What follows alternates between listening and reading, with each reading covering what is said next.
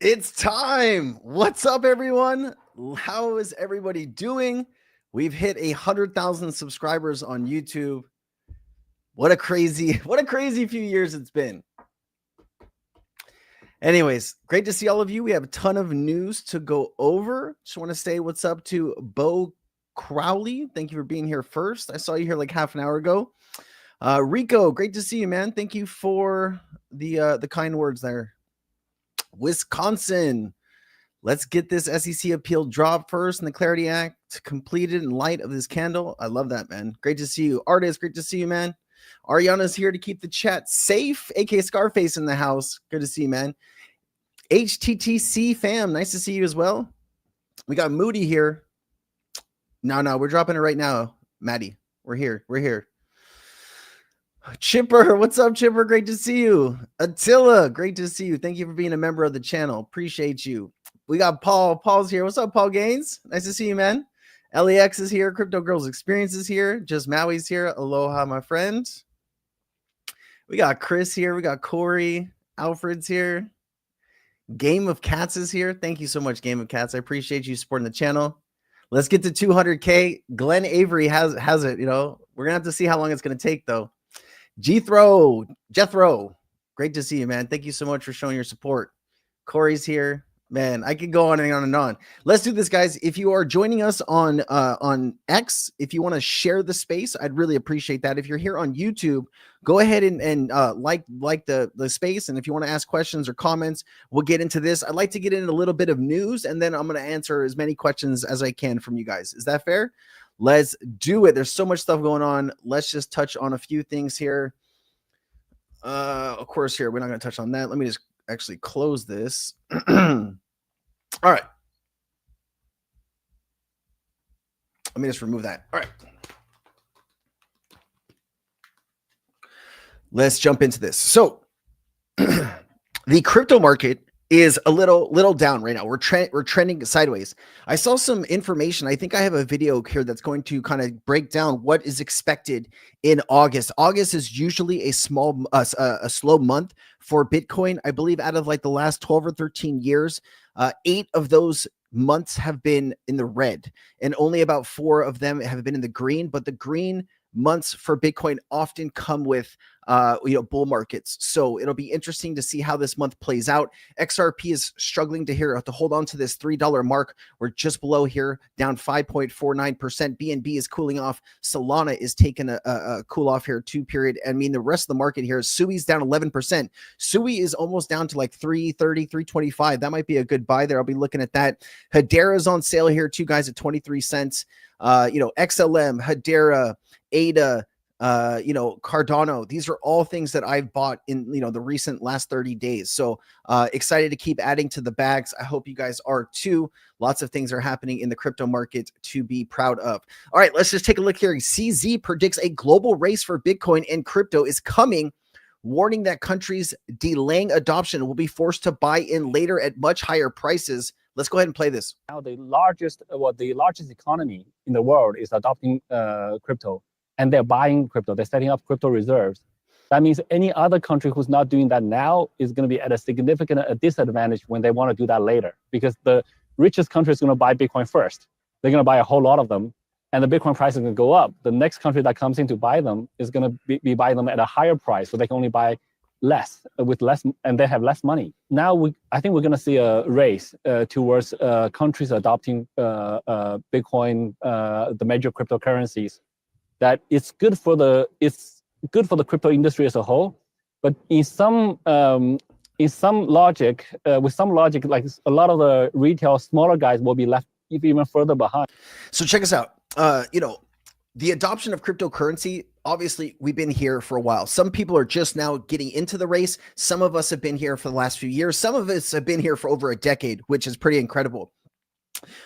We are about to witness hundreds of millions of people, new people getting into the crypto market, because once you have regulation and your banks are going to start offering you crypto, then it's going to be game on. So when he's talking about other countries getting involved with digital assets, you got to understand that some countries are going to choose Bitcoin, But some countries don't want to touch Bitcoin. We've seen a lot of pushback in the European Union. The ECB, the European Central Bank, has said that they're not going, or they're not looking to add Bitcoin to their portfolio. So you start to wonder, what are some of these central banks or governments going to do? And if you look at the top here, just coming back to this information here in the top tokens, if you take a look here at the top 10, you got Bitcoin and Ethereum, right? So obviously some people are just going to stay away from Bitcoin. That leaves Ethereum, XRP, BNB, Solana, Tron, Dogecoin, or ADA. All right, just look at this. Let's just look at the top 10.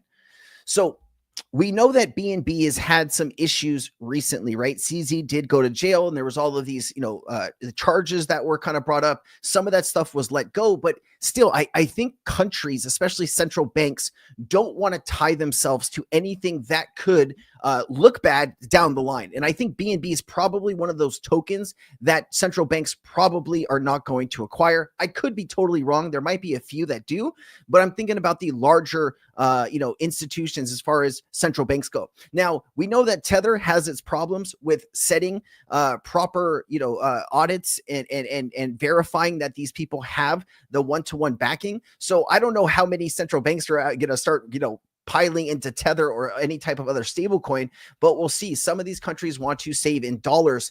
And so maybe getting a synthetic dollar outside of Tether is what they want to do. But you have Ethereum, XRP, Solana here. 90% of Solana's transaction volume is in the meme coin space. Until Solana kind of fixes who their customers are, I don't really know how many central banks will be lining up to take in Solana, but I do think institutions will be buying in. Once you see the ETFs go live with Solana, the spot ETFs, I think they will get some pretty decent value coming into that. And I think this is what could take Solana to $600 or $800 in this cycle. Now, Tron has the same issues as BNB, right? Justin Sun was looking at some charges in the United States until he was giving a ton of money to the administration, and then they dropped all the charges. So I don't know if any countries are going to want to get involved with Tron. Maybe Dogecoin. I don't think so, right? Who's going? Which serious central bank is saying I'm gonna stock Dogecoin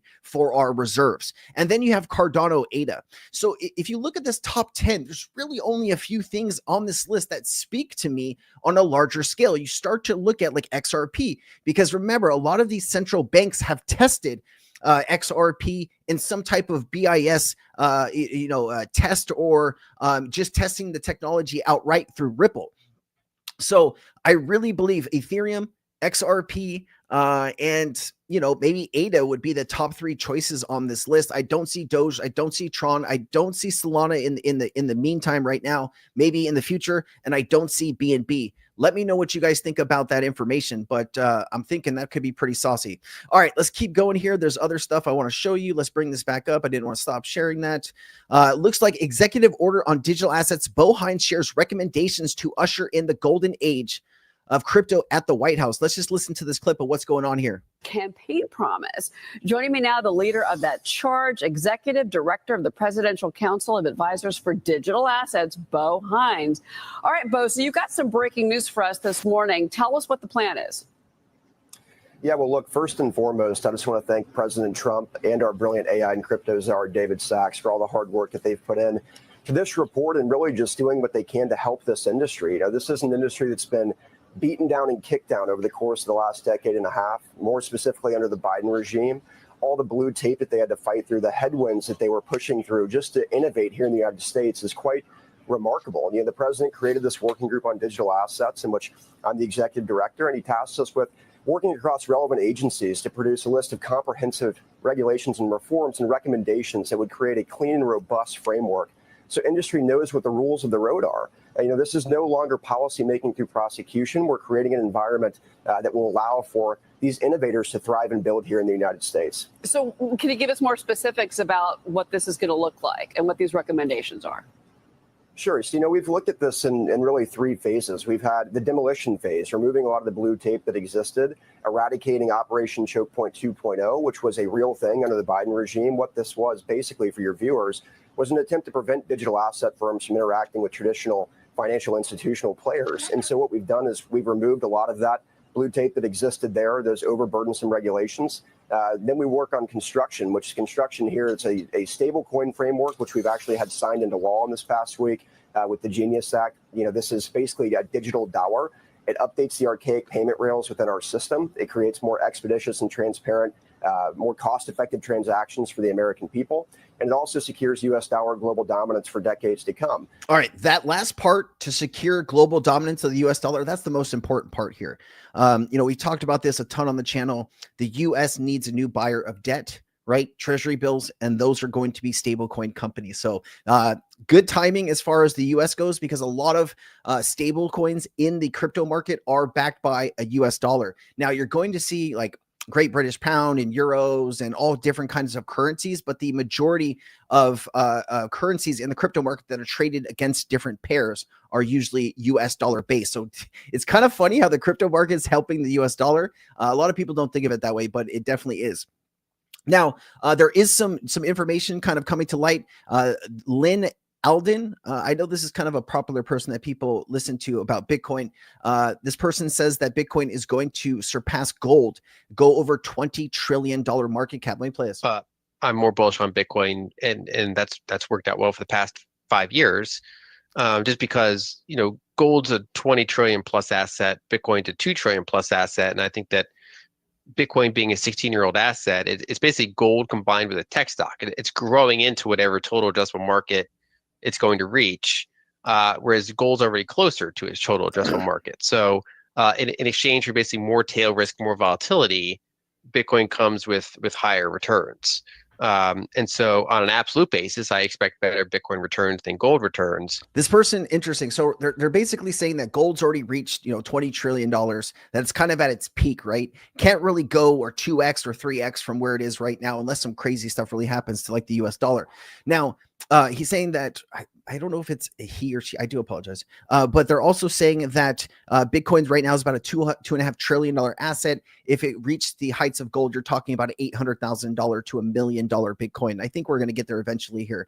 But man, let's just check in with the chat. I see a lot of people here. Crypto Revenge, always great to see you, man. I try to answer as many questions as I can, but it's great to see you. We got Clayton here, Silver Fox. Clayton, nice to see you, brother. I hope you're doing well. How's the weather in Canada, man? You doing okay? Oh, man. So Sergio says Australian banks are very quiet. Interesting to see that. I heard some good things are happening in Australia with crypto, though. Is that true, man? Is that true? Let's see here. We got Fred here. Solana has Zbig, Wormhole, and Render. Yeah, man. Wormhole is probably something that people should be looking at. Of course, a lot of people like Zbig as well. I've heard a lot about that. That's great to see, man. Yeah, Doug, we're definitely gonna order it. I can't order it yet. They have to send you like an email or a message once you can, and then I think my editor was telling that it could take a few months to actually get the play button. But as soon as I have it, it'll go. I don't know. Do I move the seal or do I put it there? I don't know. We're gonna figure it out. But I appreciate you, man. That's a dude, Lynn. Okay, I didn't know, man. Sorry. I never want to say the wrong thing because the people are going to yell at me one way or another, but I'm glad you solved that for me. I appreciate it. Nobody Gaming, 100,000 subscribers. Congratulations. Well deserved. Great content. I appreciate you. Yeah, it took like, if you guys are not familiar, do you want to see what happened? Like when I hit here, let me show you this. I actually have a video of when I hit, oh wait, can I show this? Hold on. Let me see here. Oh no, it won't let me. How can I bring a video into this? Hold on. I don't know if I can actually bring this video. No, it won't allow me. Shoot, I was going to show you what it looked like when it hit. I can show you a picture. Like we went out to dinner. This is me at dinner. My wife took me to dinner as, we celebrated. We were at Costco. So check this out. My wife and I, we went to get a massage on Saturday because we it's just been crazy the last few years and we haven't really done a little TLC. And so we went to get a massage, and then like we were left the massage place and it was like 99,981 or 82. And I was like, oh shit, we're going to hit this soon. And so we go to Costco and we're just trying to get the shopping done because everybody knows, you got to go to Costco and get like all the stuff for the week. And like we're in Costco and it's at 99,996. So it's like four to go. And so we kind of pull over in Costco and we're sitting there, and I kept refreshing the screen because I wanted to get a picture of exactly at 100K. And so once it hit, I was like, yes, I yelled like that at Costco. It was really random. But it was nice. My wife actually cried. I wish I could bring that video up and show you, but Thaisa actually cried. It was pretty emotional. You know, I've been creating content on this channel. Next month will be 3 years of creating content. And in the first year of creating content, you know, I'd make videos and maybe like 50 people or 25 people would watch the videos, you know? And, you know, I can't tell you how many times, you know, I thought of like maybe quitting or doing something else, you know? And, you know, I just stuck with it, and I just stuck with it, and I just stuck with it. And, man, it's been crazy the last maybe like 8 or 9 months. And I appreciate it. I'll let all to you guys. So thank you for all that support. But this is us kind of celebrating. My wife got the 100 candles here, or the 100 in the candles, 100. We lit those up. I blew them out. And it was a really nice moment, man. It was really nice. No feet pics, man. I promise. No feet pics. But yeah, see Randy, Randy knows, like that was, I didn't know. So I didn't, you know, people get a little touchy nowadays. If you say the wrong thing, I just don't want to do that.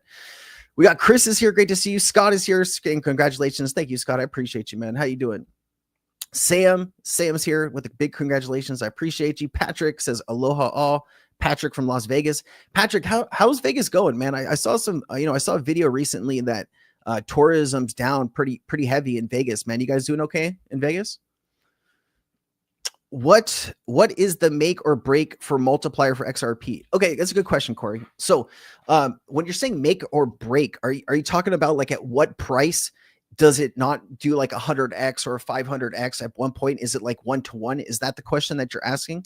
If that's the question you're asking, it's very difficult to get that exact moment of when you know, inflows or outflows won't have that multiplier effect. The reason there's a multiplier effect is because a lot of these assets don't have a ton of liquidity in them. And so, you know, big price swings up or down can change the market cap billions, you know. And I think I did a video yesterday where there was some fresh information from like 2 days ago that it was like I think it was like a $10 million inflow to XRP was like a, you know, 20 cents or $20 billion in market cap change. It was a 1250x multiplier. Those are usually pretty high, but right, you know, usually you can see anywhere from 100 to 600 multipliers for it. It's pretty crazy, man. Button replaces Luna. Button could never replace Luna, man. Never replace Luna, man. I appreciate you, man. Thank you guys so much. Now release the files. What? Cody, what's up, man? Great to see you. Yeah, man. I heard like Vegas was supposed to have like the hottest day on record, right? It was like 120 something. Did that actually happen? I saw in the news like 2 weeks ago that it was going into one of the hottest weeks ever. But that's crazy, man. Greetings from Holland. Renee, thank you so much. Thank you for being here. That's false about dead Vegas. Literally people filming at like 2 a.m. and posting it. Vegas is alive. Just saw the Backstreet Boys. Hey, awesome. I was looking at like how many people were actually flying into Vegas. And it was a report I saw. You know what? Actually, let me see this report. I think I actually I posted this in Cryptonaires just to see if anybody knew. Let me see if I can pull this up. I'm sure that they're going to tell me, like, I'll probably get this taken down. But here, let me show you this. Let me show you this. This is what I saw. So this is why I had the question.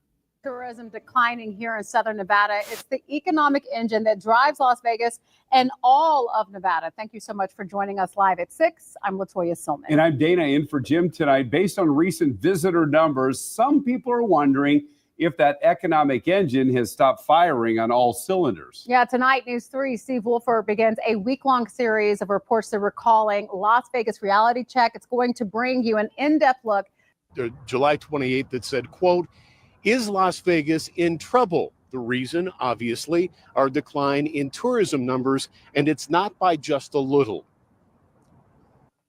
Very concerned because it's slow. When I drive down the strip going to work in the morning, and I barely see visitors out there. Shalia Taylor is All right, this is visitor what I saw. numbers have Check this out. continued to grow compared to the first 6. So this is the numbers, down 7.3% year over year. So that's why I said, is Vegas, is Vegas struggling? That was the reason I brought that up. But good to know that maybe those numbers are you're not seeing the same thing that they're seeing. So interesting to see that.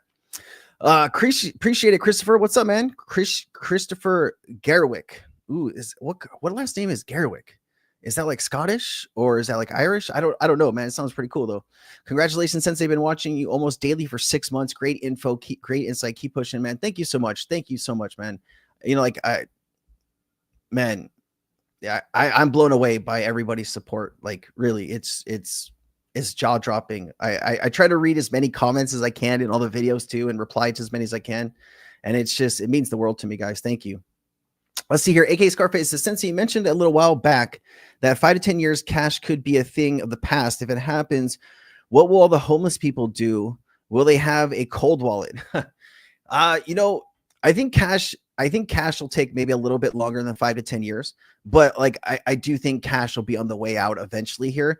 Obviously they're not going to tell you that, right? Because can you imagine what the uproar would be from people if they said, hey, we're going to get rid of your cash in 20 years. You could put whatever number behind there and people would be mad. If you said 1 year or 50 years or 100 years, people would still be upset. But like, they're getting rid of checks, right? Like you're not going to be able to write checks here over the next few years. That'll be a thing of the past. And I think that like all your credit cards, eventually you'll stop getting cards in the mail and they'll just be like on your smartphone or whatever. Like this is probably still going to be in the future sometime. But yeah, man, I'd imagine maybe, if I live another 20 or 30 years, I'd imagine that I will probably see, I used to be a YouTuber and we talked about this 30 years ago, some of that, and trying to instill some stuff in young people and just tell them, Anyways, Tarkle, what's up, man? Happy I found your channel. Congrats, dude. Hey, man, I'm happy you're here too, man. Thank you so much.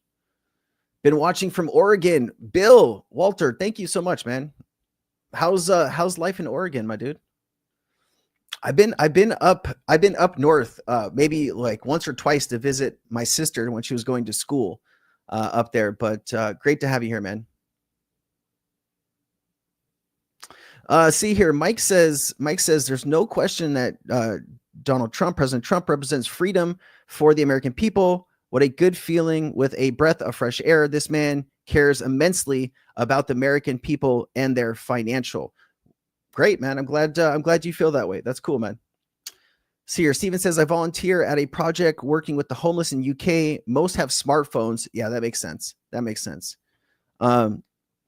Guess they will adopt crypto when cash goes live. I think this is my hope, at least, right? There's a lot of people that had a lot of bad luck in life, right? And some people that kind of give up and, they just don't know kind of how to get out of maybe the hole that they found themselves in.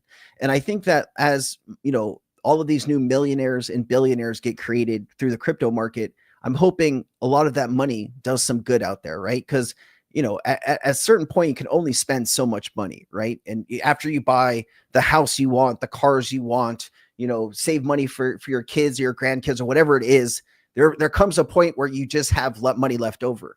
And, if every single person that made, a decent return off of whatever the crypto asset is, if they put a little bit more money into their own communities or their own states, that could probably fund a lot of good. And hopefully we can solve a lot of this together. But, we'll see how that goes, man.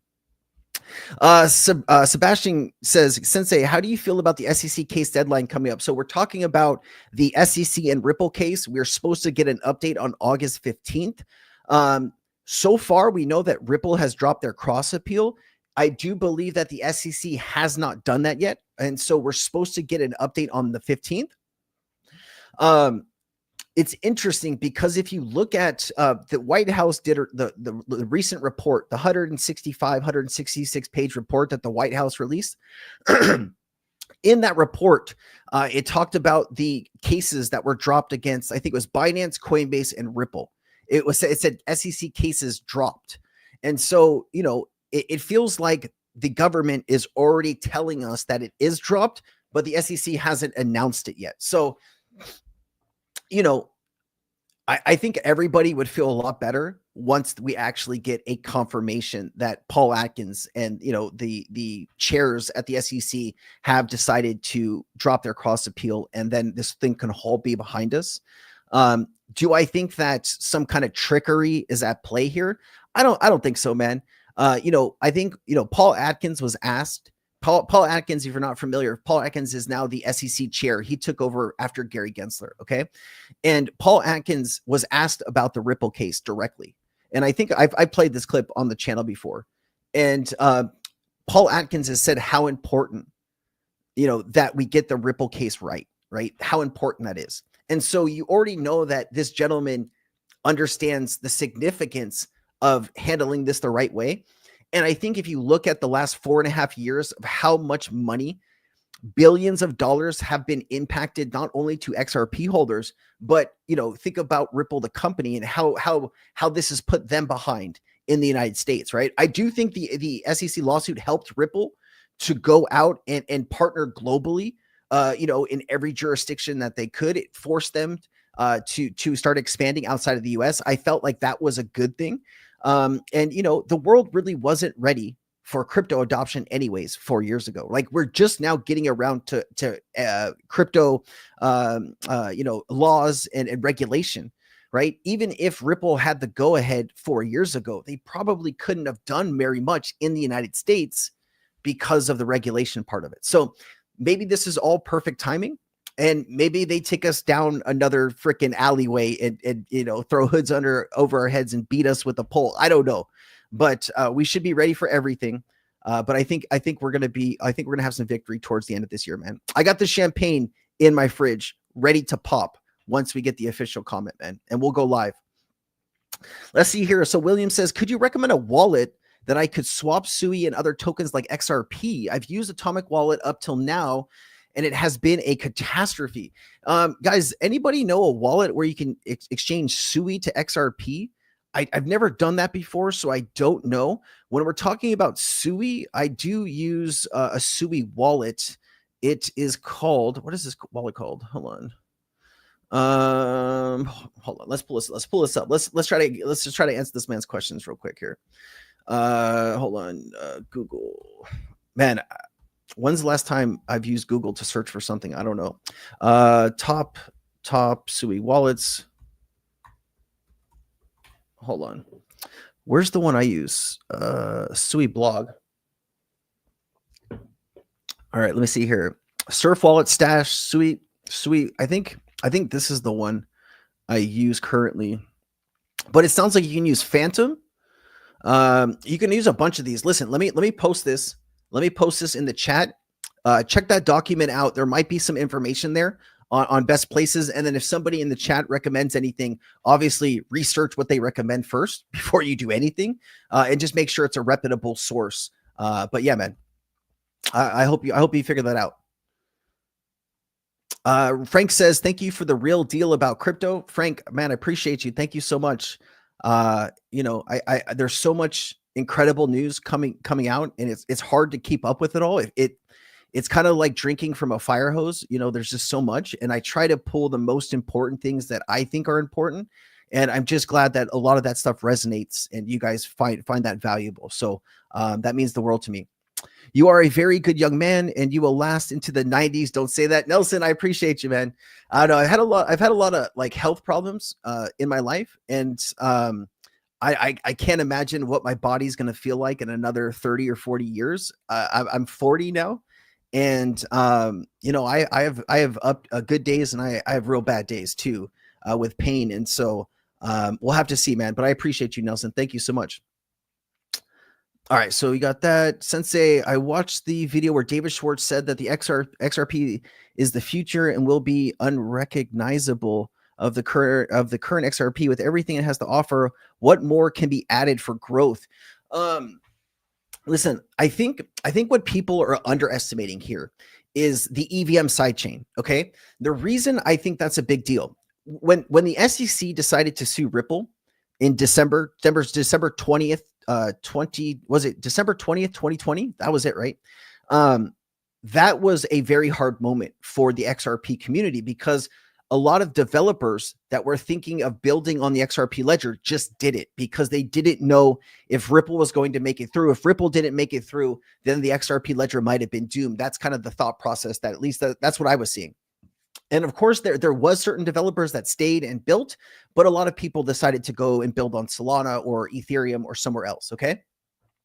Now that we're kind of at the end of this lawsuit, and now that, Ripple is in a place where, they are starting to try to become a bank and do all of these different things. Now you have the XRP ledger where people are interested to come back and build because the XRP community is one of the greatest communities. Like I know that, Ethereum has a higher market cap, but I don't see nearly as many people out here so committed to learning about something and trying to understand every single detail they can. The XRP army is a special group of people, and that special group of people, which is you, I, and everybody else in the chat. These are the people that these developers are trying to come in and service now. Okay, so now that you have this EVM sidechain, you have all of these different interconnected chains. Basically, developers can bridge or take their project from Ethereum or any type of EVM compatible chain and bring it on the XRP ledger. We are going to have a development boom on the XRP ledger over the next few years. It's going to be incredible. The reason why that is important, right? Your question here of like what more can be added, what more can be offered, right? That is something that I think we are just starting to understand and realize. They're starting to build infrastructure, loans. They're starting to build borrowing platforms, different DEXs. They're starting to just build out the infrastructure that something like Ethereum already has, something that Solana already has. And I feel once you start getting all of those projects launched and going, all of that is going to require more and more XRP. The more XRP that can be taken out of circulation and used in these different, projects or whatever they're going to be, that is going to reduce the circulating supply. And that's also going to empower more liquidity and more use cases. So I think the future is bright. And I think people really don't know what they don't know at this point. If you're asking me, like, what am I looking forward to? I think there's some new information coming out about staking, new information about DeFi layers that are really going to bring in new people looking for returns on their XRP or their RLUSD. I just saw Doppler Finance. They just put something out where you can stake RLUSD to get extra RLUSD. So I think there's a lot of things that people are looking forward to. And, I think it's going to be really cool, man. I hope that was somewhat helpful. Yeah, I mean, like, listen, I think, remember, homeless people are just people, right? They're regular people that ran into some bad luck, right? And some of them have, some issues mentally, and some of them are just people that ran into a streak of just maybe bad decisions that led to where they are today. And, we just got to remember that, all of these people, some of them need help, some of them don't want help, but I think there's going to be different ways to do this. And since a lot of them do have kind of some phones, I'm sure there's going to be services to give like free phones or, free different things. And, I think there's going to be a lot of utility around being able to help people like that if those people really want help. Let's see here. Chris says Alderati drafted a letter to the U.S. Banking Committee today. Have you seen it? Yes, sir. Let me see if I can find it. Let's see here. I have it here somewhere. Hold on. I have a lot of stuff. I kind of like over prepared today. I have so many things up here that I could talk about, but what you're talking about should be here somewhere. Here it is. You're talking about this, right? This is what you're talking about, Chris? I think this is what you're talking about. So Chris wanted to just go over this real quick. This says Chairman Tim Scott, Senate Committee on Banking, Housing, and Urban Affairs. Let's see here. It says, Dear Chairman Scott, Ripple welcomes the opportunity to respond to the committee's request for information regarding the digital asset market structure and supporters of the committee's efforts to establish a clear, consistent regulatory framework that fosters reasonable innovation, protects consumers, and provides regulatory clarity for all stakeholders. Is this the one you're talking about? Is this the one? Hold on. Let me just make sure. Yeah, this is the one. This is the one. We had it right. Yeah, we had it right. What else is in here? How many pages is this? Oh shit, this is 5 pages. I don't think I'm going to read all of this. I'll have to load it into Perplexity and take a look at it, man. I just don't want to put everyone to sleep reading a bunch of stuff here. Let me catch up these comments. Christy, 100K subscribers. Very happy for you. You show up consistently. Solid info. Thank you. Thank you so much. Appreciate you. Let's see here. Oh, did you guys see that Paul Barron's account on Twitter earlier might have been hacked? Did anyone see that? Like, I guess he put out a post saying, like, if you own 100,000 or more XRP to join some special group. Read. No, man. Listen, let me do this. Let me control copy. Let me just throw it into Perplexity. Can you give me the best context from this? Hold on. Context. Oh shoot, I didn't copy it.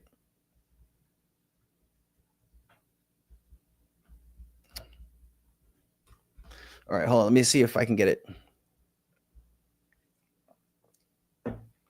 All right, here we go. Okay, so this letter that Stuart Algerati drafted looks like it covers a few key points here. Let's just go through this. It talks about jurisdictional ambiguity and ancillary assets. It talks about how we test an investment contract, rulemaking and clarity, core technology functionality, grandfathering mature tokens, disclosure obligations, SEC depositions and affiliates, federal. What is all this? Yeah, dude, I'm gonna need to take some time to go through all of this. I need to like read it and understand it before I try to talk about it. So bear with me. I'll do that. Yeah, man. There's a lot of people that were concerned about this, so I don't know if you guys saw it, but I just wanted to bring that up. Let me go over some of this other stuff that's going on in the crypto market, guys, because I think there's some other stuff here that we should talk about. There has been a peak bullish. After peaking in 2022, crypto gaming is rising again. This is always a good thing that you can do, guys. If you're looking to better understand maybe like what is the next thing in the market that's, might have some, eyes on it or might have future investment. If you're looking at kind of Google Trends here, you can see that people are starting to search more and more for crypto gaming. So, looking at AVAX, looking at Ethereum and maybe some other chains that are known for gaming, those might be definitely some areas to pick up some extra dollars here. You do see a lot of conversations happening around Ethereum right now. There is a new company, Tom Lee, ticker BMNR. I thought this was actually kind of funny because this guy has always been bashing crypto, but Tom Lee here is going to drop some information on this guy. Check us out. Today, we announced that we reached almost $3 billion worth of ETH. Yeah, the largest ETH treasury in the world and the third largest crypto treasury in the world. What's your symbol? What is Bitmine? It's ticker BMNR. And the stock now is around 32. So in the past, $4.50. Yeah. CNBC scrambling there. What's that?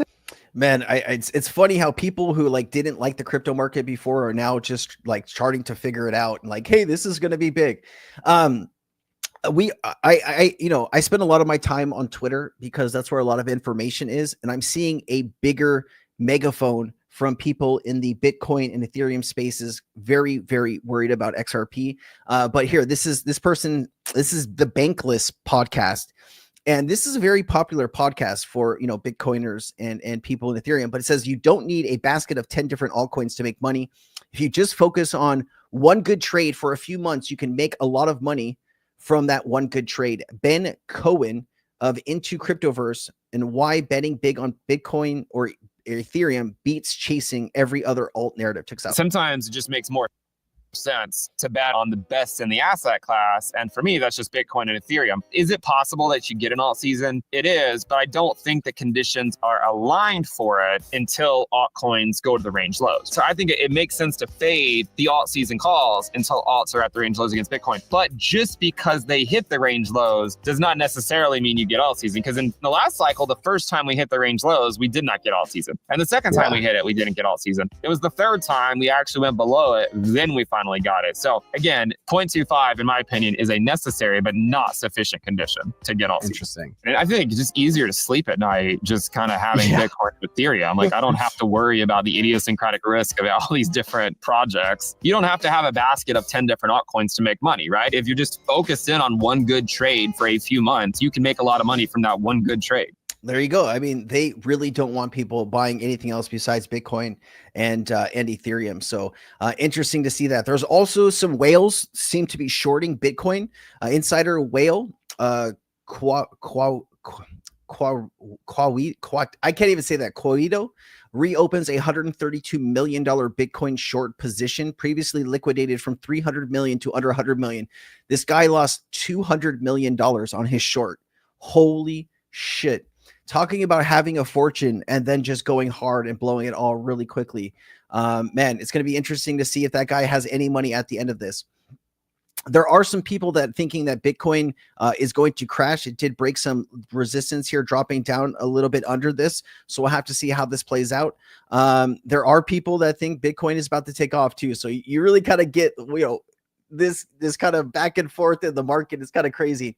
The altcoin season index jumped to 51, signaling a potential shift away from Bitcoin dominance. This is interesting. Obviously, if we get up here towards the 60 to 75 level, this is where altcoin season is really going to kick off. So I'm keeping an eye on that.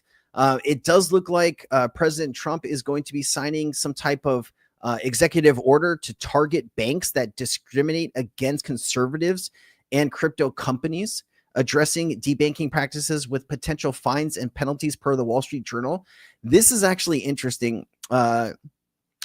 So what I understand from what this is about, I think when the last administration had some very crazy policies about the crypto market, and they actually, people got debanked.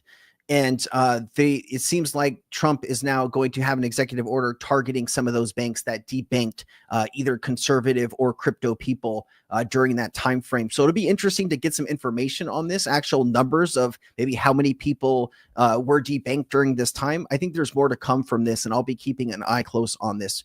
But this is also something that I think is extremely bullish for us because remember, Ripple filed for their national bank charter.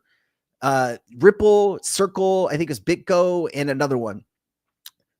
The best way to stick it to those banks is to give Ripple and Circle their bank charter. So I think there's maybe some other things in play in the background, something to look forward to. So we'll have some more information when that comes. There is some information here. Trump says Powell is highly political. There is going to be a new a new Fed chair early next year that will probably end up, listening to Trump and dropping rates all the way back down. This is something that could have multiple effects on the market in the short term. This is going to send markets higher, in my personal opinion. But obviously, this could lead to higher inflation and a bunch of other things. But let me just play this for you. Jay Powell is highly political, and I think I call him too late. Jerome, too late. Powell, he's too late. He's too late always. He always has been. Except when it came to lowering interest rates before the election, that he did. He worked that out. Who would you replace him with? I know you watch the show occasionally, and we had an extended interview with one of the prospective replacements, Kevin Warsh. Were you watching that day, or I was. He's very good. He's very good. He's very good. Sometimes they're all very good until you put them in there, and then they don't do so good. But a lot of them, I think he's a very good guy. I think I say Kevin and Kevin. Both Kevins are very good, and there are other people that are very good too. But Kevin's like Karens. I don't know if that's good. All right. Anyways, the people he's talking about that could replace Jerome Powell are Kevin Warsh, I guess, and Kevin Hassett. These are the top two contenders. One is a former member of the Federal Reserve Board of Governors, and one of them is a director of National Economic Council and former White House economist. So, whoever goes into that seat is probably going to have a lot of pressure from Trump on what to do. And I don't know what kind of negative or positive effects that will have, but that is something to also look out for. We should have some information in early 2026 about that. All right. Tom Lee chooses Ethereum over Bitcoin. It's interesting to see that there's been now a shift A lot of people that were very, very pro Bitcoin are starting to become very pro Ethereum very quickly. And you're starting to see people dumping Bitcoin to go into Ethereum. I believe when you take a look at where Bitcoin can go in this cycle to where Ethereum could go, there's probably more room for Ethereum to grow than Bitcoin at this current stage. So it's just interesting to hear this. I'll play a little bit of this for you. So is Ethereum superior to that? Yeah. Well, I think Ethereum is having its 2017 moment now, because now is the time that Wall Street will take tokenization seriously, and it's taking place on Ethereum. So I do think it is the biggest macro trade for the next decade. I just see so much risk. All right. You know, I'm not going to play this full thing, guys. If you want to watch this clip, I will leave it there. And then also any Cryptonaires member, I'll put all the links together and I'll upload it as the document as I usually do. Let me get some of these questions out of the way here. Is it better to hold or take profit? This is always a question for anybody, right? Like, when is the best time? If you take a look at previous cycles, bull market cycles, usually the end of the year, November or December is the top of the market. I've seen usually November is the top of the market for Bitcoin and Ethereum. And then sometimes January can be the top for XRP. But there are some things that are happening right now that there's a lot of people that think the market could continue into 2026 because of maybe rates being lowered down to, 1% again or something like that. In the short term, lowering rates would, businesses could borrow again at lower costs. That could kind of really start helping the economy grow again. But also it could have a negative effect with inflation. So there's this kind of balance that you have to do, but we'll have to see how all that turns out. YH, what's up? Hi again, Crypto Sensei. Nice to see you, YH. Kate is here. Great to see you, Kate. Take a look at CNBC News. What am I looking for? CNBC News on Twitter? Or just like in general? Oh, I have my VPN on. Hold on, let me just bring up Twitter here. CNBC. Anything that we're looking for specifically, or are we just pulling up CNBC for the fun of it? What are we looking for, Timur? Let's see here. What are your thoughts about the U.S. Government using XRP staking method to support Social Security? I see a potential there. I don't know who's talking about that though. Like this is the first time that I've heard about it.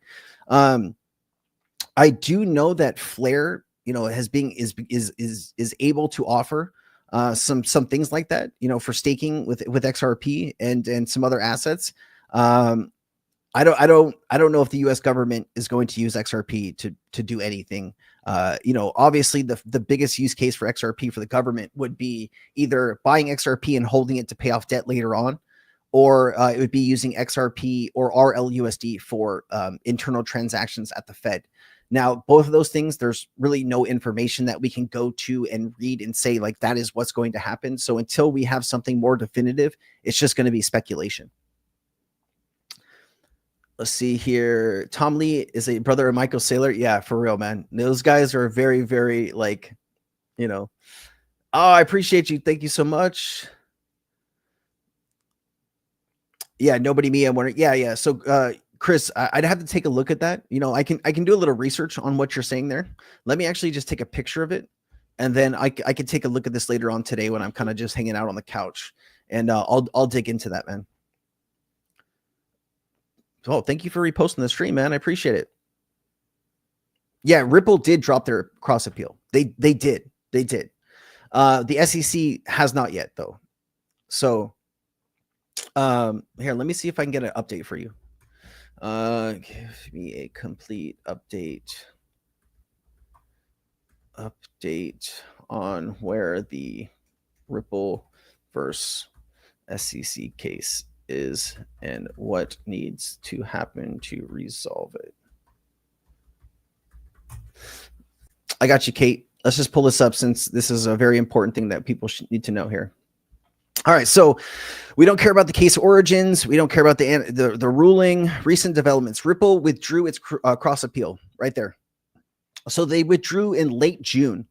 The SEC has not yet withdrawn its own appeal. This step is necessary for a formal conclusion. An internal vote at the SEC must occur before the agency can file to dismiss the appeal. Now, the SEC does have these these meetings that are closed door. And so, you start to figure out that, hey, today is what is it? Today's the 4th. Today's the 5th. This is only 10 days away. So the SEC is probably talking about this right now, or will be talking about this in the next few days. Both sides are required to submit a joint status report to the appellate court by August 15th. So we should get some type of public record from both sides by August 15th to tell us what the SEC plans to do. Now, if the SEC decides to drop the appeal on their end, then the case would be dismissed. I think the case goes back to Annalisa Torres to be dismissed. Let me just pull this up real quick. So let's see here. This is not ironclad deadline, but is widely viewed as a critical turning point for the case resolution. What needs to happen to resolve the case? The SEC must withdraw its appeal. The SEC is expected to make an internal decision, likely a commissioner vote, on whether to proceed with its appeal or formally withdraw. Now, this would be crazy if Ripple drops their appeal and then the SEC moves forward. I think that would be even more bad standing from the SEC. And I don't think the SEC wants any of that going on. Because could you imagine the backlash on X or any platform for that matter about this? I mean, you have a few million XRP holders. A lot of those maybe in the United States. A lot of them are in South Korea too, but there are going to be a lot of people who would be upset by this. And I think this is not what the SEC is trying to do. I think they will drop this, and I think we will be on our way, Kate. There's also a few other things here. Let me just pull this one up last time before we kind of end this question. Court review and final order. Judge Torres, who moved cautiously due to the case's historic implications for crypto industry, will review all final documents, assuming both parties have formally withdrawn the order issue, officially closing the case. So this is what would need to happen. It would go back to Judge Annalisa Torres, and she would dismiss it. The following dismissals, the $125 million paid by Ripple will be formally transferred to the U.S. Treasury, yada, yada, yada. Potential consequences: Ripple will regain freedom to resume full institutional retail business operations in the U.S. Several previous confidential Ripple contracts may become public. Ooh, this is juicy. Ooh, tell me more about this. Tell me more about this. I definitely want to know more about that. Judge Torres rulings will set legal precedent. XRP is not a security for retail sales, but can be for institutional sales. So this might have some repercussions later on. Maybe not for Ripple, but for other companies. Obviously, Ripple would need to figure out a way to sell to institutions in the United States. They can still sell into institutions outside. The outcome will have ripple effects, no pun intended. Man, the AI's telling jokes. For crypto regulation, potentially encouraging the SEC to clarify or relax enforcement around other blockchain tokens. If the SEC delays, it could open a request for more time from the August 15th deadline, further dragging out the final resolution. Obviously, this would be a kick in the cojones. I really hope this doesn't happen, but this is always something that could. But the key deadline is August 15th. Man, could you imagine? Could you imagine if the SEC continued to go? That would be really bad. Thank you, N. Great to see you. What are your thoughts about the positive impact of the Clarity Act and how soon will it impact? So you're talking about crypto regulation, right? That's what the Clarity Act is. Deciding which token fits into which bucket, which there's a security token or a commodity token, right? Who is going to regulate that? The SEC on securities, the CFTC on commodities. And this would kind of allow banks to understand what they could maybe hold and how much reserves they would need to hold those tokens. But it definitely would shine some light on what can be done and what can't be done with crypto in the United States. So lots at stake here for that. Let's see here. Any word from Ito? Yeah, I talked to Ito actually. He's actually replying to me on Instagram. Let me see if he said anything recently. I sent him a few messages the other day. He said he's been very stressed. It's been very stressful days, but he says, I'm fighting back. He says, I'm fighting back. So, we'll keep supporting him and doing everything we can, but he is trying to fight his way back right now. I'm late. What did I miss? Jordan, what's up, man? Great to see you. We're talking a little bit about XRP, a little bit about Bitcoin, a little bit about Ethereum. Lots of good news coming out right now recently. I think it'll drag into October. The Clarity Act and the Anti-CBDC Act will pass. You know what's interesting? I think I was reading something about the Anti-CBDC Act. I think it only talks about a retail CBDC. Like I think it would allow a wholesale CBDC, which is it would be a lot different from the retail version, right? Like the fear is with retail CBDCs is the government would have control over money, right? Like the government could issue money to you and say you have to go spend this money in the next 3 months, right? Like the example here is, let's say the economy was dipping into a recession and the government needed to give money to us to help kind of lift up the economy, kind of what happened recently in 2020, where everybody was stuck at home. Nobody was working. Well, some people were working, but you got all of this extra money coming from the government. Of course, that led to a bunch of other problems, but they could say, hey, we're going to give each person $500. This money needs to be spent in 30 days or 60 days or 90 days, or this money will expire. Also, like people are worried about their transactions being tracked and privacy. Like those are some serious concerns that we are not going to address, right? Because Anti-CBDC Act means no CBDC under this administration. Now, I do think something like this could be turned around if, let's say, there's a future government in the United States that wants these types of things. If they control the House and the Senate, they could probably rescind some of this stuff. But I do think they'll come with a wholesale CBDC that works from central bank to bank. But we'll have to see how that turns out. I'm ready for the banking license, man. Chris, that'd be so cool, man. D Nice, what's up, man? Great to see you. Love to see you, man. Careful on the 99 near Fresno. Oh, Shane's driving and listening. What's up, Shane? What are your thoughts on Joey Wallet? I've never used it. I really don't know anything about it. I'm not the right person to ask for that. Sorry, Matthew. See here. October move the goalposts. Yeah, it would suck, right?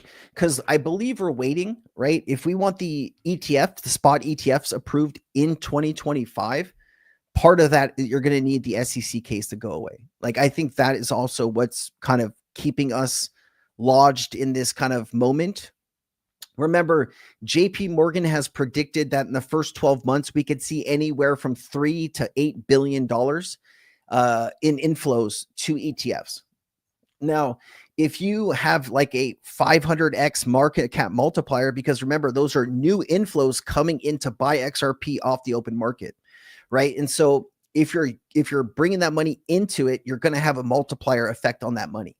So if you're talking about 100x multiplier on 8 billion, that's $800 billion in market cap.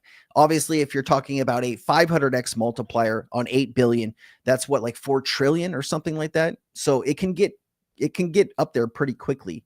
I think that people are really underestimating how much in market cap XRP could jump just from those inflows. So we'll have to see how it goes.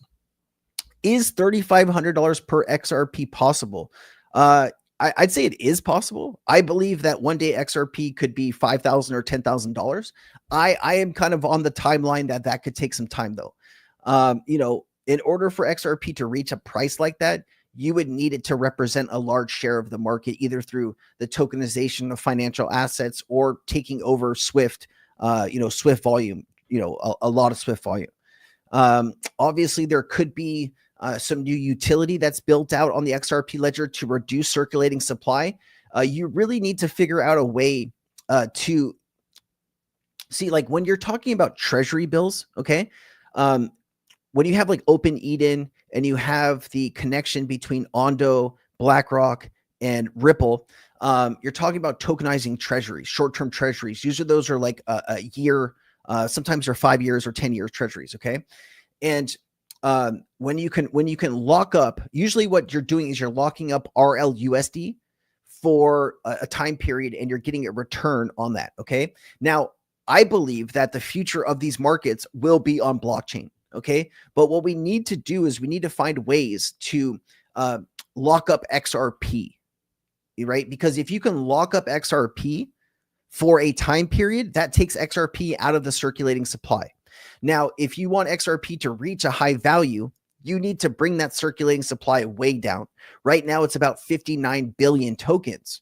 And so if you can bring that circulating supply down to like 20 billion or 10 billion, it would be a whole lot easier to get to a price like what you're talking about. But there needs to be utility. There needs to be infrastructure, lending and borrowing, and other types of things like that that will require XRP to be locked up, and that will help reduce it. Appreciate you, man. Jim Meyer, congratulations, my Howley brother. Man, I don't think anyone's called me a Howley in some time, but hey, the shoe fits. I'll wear it, my friend. Good to see you, man. Big Paws. What's up, Big Paws? It's no different than what banks can do today. They can hold your money for years, know what you spend it on. Hey, Two Paws, you're absolutely right, man. Like, I'm not against CBDCs. I'm not one of those people that are worried about the government spying on you.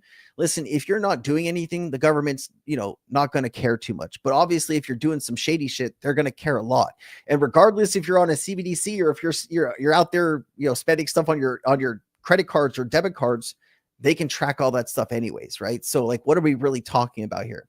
Could there be protections in a CBDC that would allow, would be like anti-spying or anti-whatever? You need a court order or something more significant to look at somebody's transactions.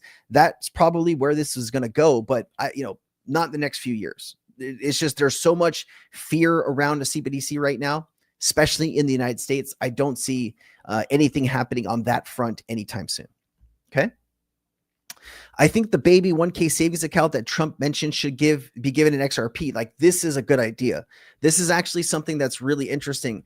If you're not familiar with what Chris is talking about here, I believe there's some new program that Trump, I think this was like, wasn't it like an Obama program that they canceled and then they redid the Trump program? And so it's actually has his name on it too. So like every new baby born between a certain period, I think over the next year or two or something like that, they get $1,000 towards future whatever. I don't know the specifics because I don't have a kid. I really didn't look into that. But if they paid it in XRP, that would obviously be good, but they probably won't.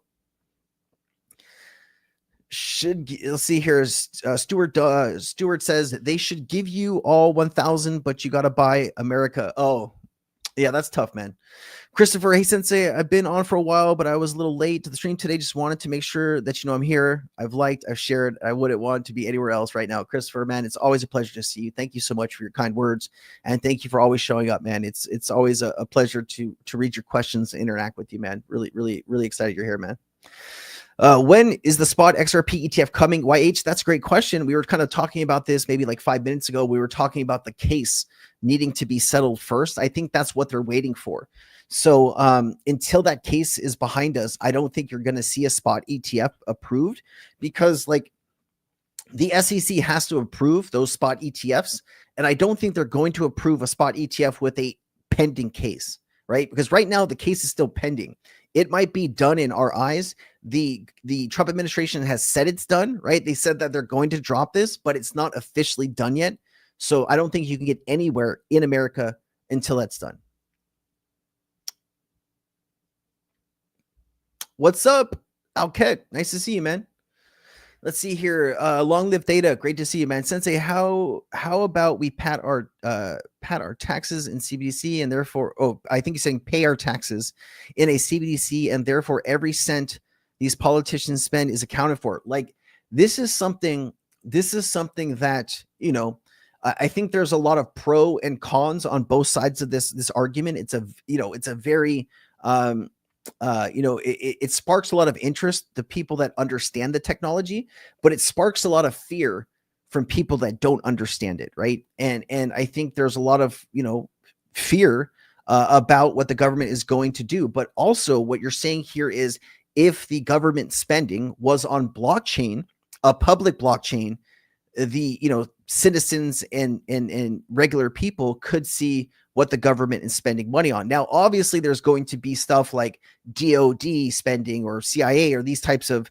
networks that are not going to want their spending to be public. But I think from, taxpayers want to see where their money is going. And I think once you can give some clarity there, I think people that maybe think things that are being done are not kind of up to par, maybe you will get some clarification on that. So it's a good thought. We'll have to see how it goes, man. Hey, Sensei, good morning from Melbourne, Australia. Did you get a chance to look into Osno Finance? Brandon, I didn't, man. I'm sorry. I slammed the last few days. We hit 100K on Saturday, and my wife took me out to dinner Saturday night, and then we just kind of went to the beach on Sunday, and we just spent some time together. And our dog has been sick. Luna's been having a really bad stomach the last few days, and she's been keeping us up pretty late at night, and sleep is not very good right now. But I will try to spend some time doing this, man. I do apologize, but I will look into it, man. Thank you. Let's see here. Chad says, "Aloha, Sensei. Have you heard of Now Payments and your thoughts?" I've never heard of Now Payments, Chad. What is it? Is it like obviously it's probably a payments company, but is it a crypto company? Why do you like it? Give us some context. Yeah, like imagine if this was like XRP or Bitcoin or Ethereum or something like that. Think about how much growth that would have in 18 years. Like, if you pay in US dollars, chances are that $1,000 in 18 years will probably be worth like $10, right? The way that the dollar is slipping right now, it's probably not going to be worth very much money in 18 years. So, man, just look like, I think, what is it like? How much debt has been added in the last 25 years, right? It really started kind of after 2001. If you've been in the United States, if you've lived here since like the 80s and 90s, you definitely know what September 11, 2001 was, right? And so after that, all of the endless wars and all of these things led to a lot of spending. And then, we had the 2008, 2009 financial crisis. Then that was followed by some, the C-19 pandemic. And, we spend more than we take in right now. And I don't think that's going to change anytime soon. So imagine how much, $1 today, imagine what that's going to be like in 18 years from now, how much debt will be accrued and all of these things. And this is why, like, I try to educate like my dad and my mom and anybody else kind of that's a little bit older. I'm trying to like educate them, saying that, hey, when you leave money in your bank account, in your savings account, right? If the money is just sitting there and the dollar is losing value over time, you are just losing money keeping that money there. And this is why a lot of people like crypto assets. They like gold, they like silver, right? They like something that's tangible, because if the dollar is losing value and they are in, some type of crypto asset, or if they're in some type of gold or silver, that as the dollar loses the value, gold, silver, and Bitcoin or whatever else is going to go up in value against the dollar. And so it just makes sense to hold some type of crypto or some type of gold and silver to fight against that inflation. Let's see here. If becoming a bank, if XRP becoming a bank, does that mean XRP will empower banks? Okay, so we got to separate these two things, right? We have this Ripple, the company. That's who filed for a banking license, and then there's XRP, the cryptocurrency that Ripple does control stuff. XRP and escrow. They've been building a lot of their technology on top of the XRP ledger, but we got to separate those two things, right? Because XRP isn't becoming a bank; it's Ripple that would becoming a bank. Now, Ripple would have a account, right? A Fed master account. They could keep RLUSD reserves directly at the Fed, and maybe they could use XRP directly with the Fed on any kind of infrastructure. We don't quite know what that's going to look like yet, but as soon as we start getting more information on it, you better believe I will have everything on this channel for you. You love the beach? Yeah, we go to the beach. Like, we have some Costco like lounge chairs. We go, we sit down, just Taisa reads a book. I'm usually like, I don't know. So I watch like, I've started watching recently like highlights from like baseball games. I used to play baseball as a kid, and so like I've been watching like Dodgers. I like Shohei Ohtani, so I've been watching a lot of Dodgers replays, and so I get on the beach, I watch maybe like 2 or 3 games. They do all of the highlights of them, and that's kind of the way I relax a bit here. Let's see here. Chad saying, it's from my understanding, it's a crypto card that you can use for payments that automatically converts fiat to crypto and can be used for payments, also able to receive crypto, maybe ask Perplexity. All right, Chad, what was the name of the company again? Let me see. Chad says Now Payments. All right, Chad, I got you, man. Chad is asking for a Perplexity search. We are going to give Chad a Perplexity search here. Let's go ahead and bring this over here so it's closer to what I need to see.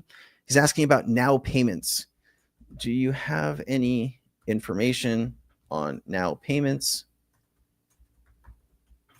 Is the company legit, or is there any information on it being a scam? I always ask about it being a scam because sometimes it'll pull information. Let's see here. Now Payments is a crypto payment gateway launched in 2019 designed to allow businesses to accept and manage cryptocurrency payments. It operates a non-custodial service, meaning it does not hold user funds, and supports 160 to 300 different cryptocurrencies, including recurring payments. WooCommerce, this is a legit company. I've dealt with WooCommerce. Shopify. Founder of the company, background Now Payments is created of the team behind the reputable Change Now exchange. Trust Index is a 4.1 out of 5. Trustpilot, 4.2 out of 5. Transparency Security employs standard security measures. SSL encryption, two-factor authentication, and does not require KYC for most users.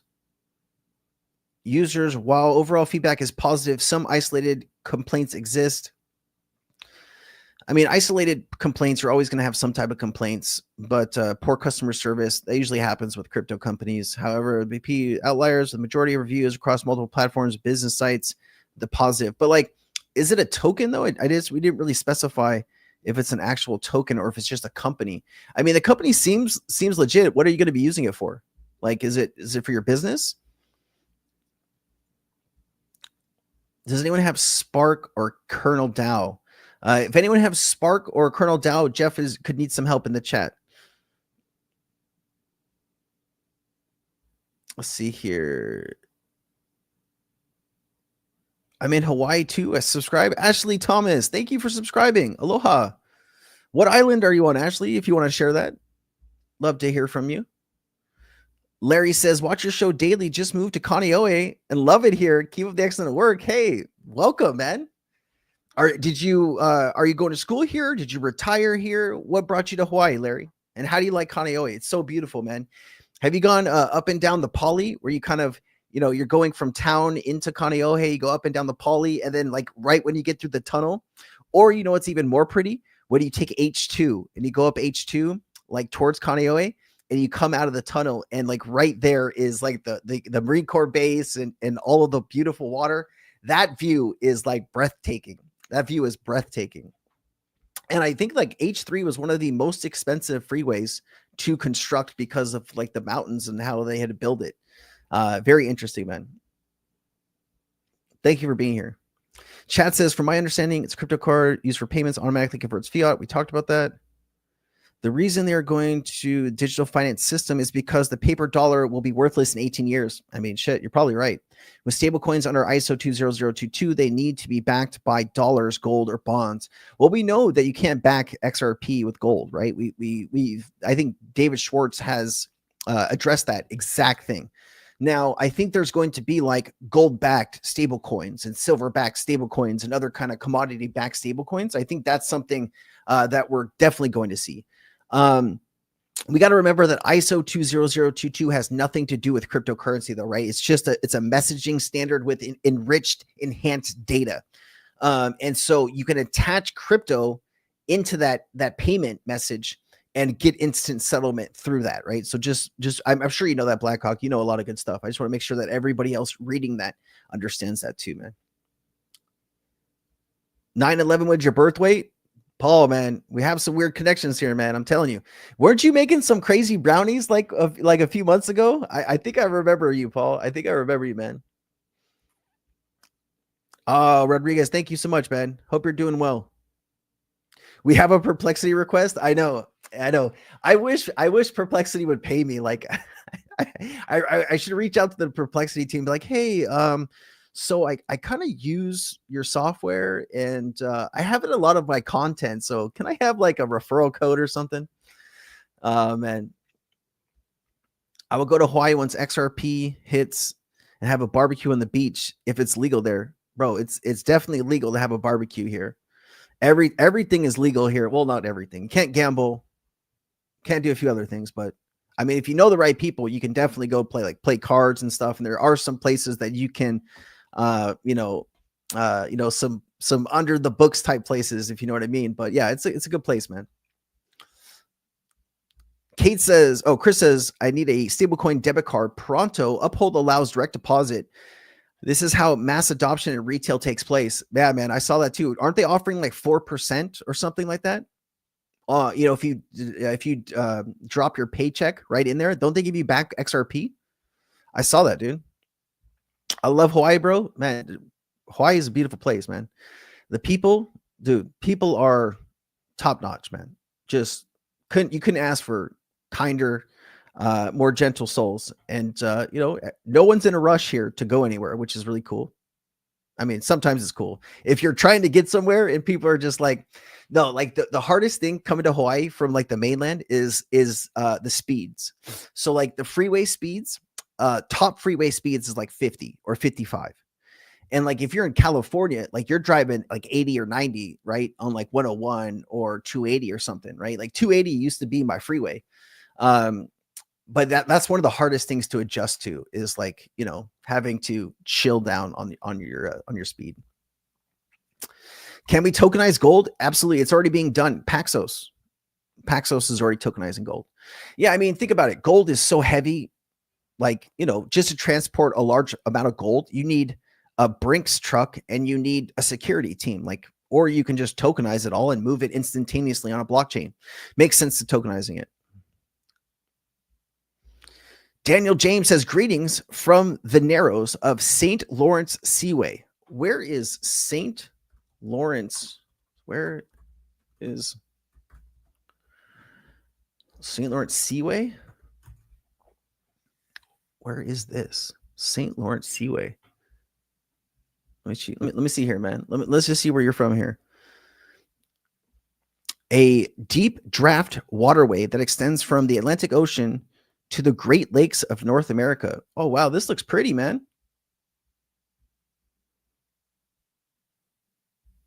Interesting. Man, we get people from all over the world here on the channel. It's so cool, man. Thank you for sharing, man. Thank you for being here. Yeah, Patrick, I live in Hawaii. I live on Oahu, if you're interested. Yeah. Larry says, I'm retired. Wife took a job in Kapiolani. I'm enjoying the good life, and we are still exploring the wonders of Oahu. Man, of course, like one of the main things people like to do here is hikes or like some type of water sports, obviously. But man, glad you're here.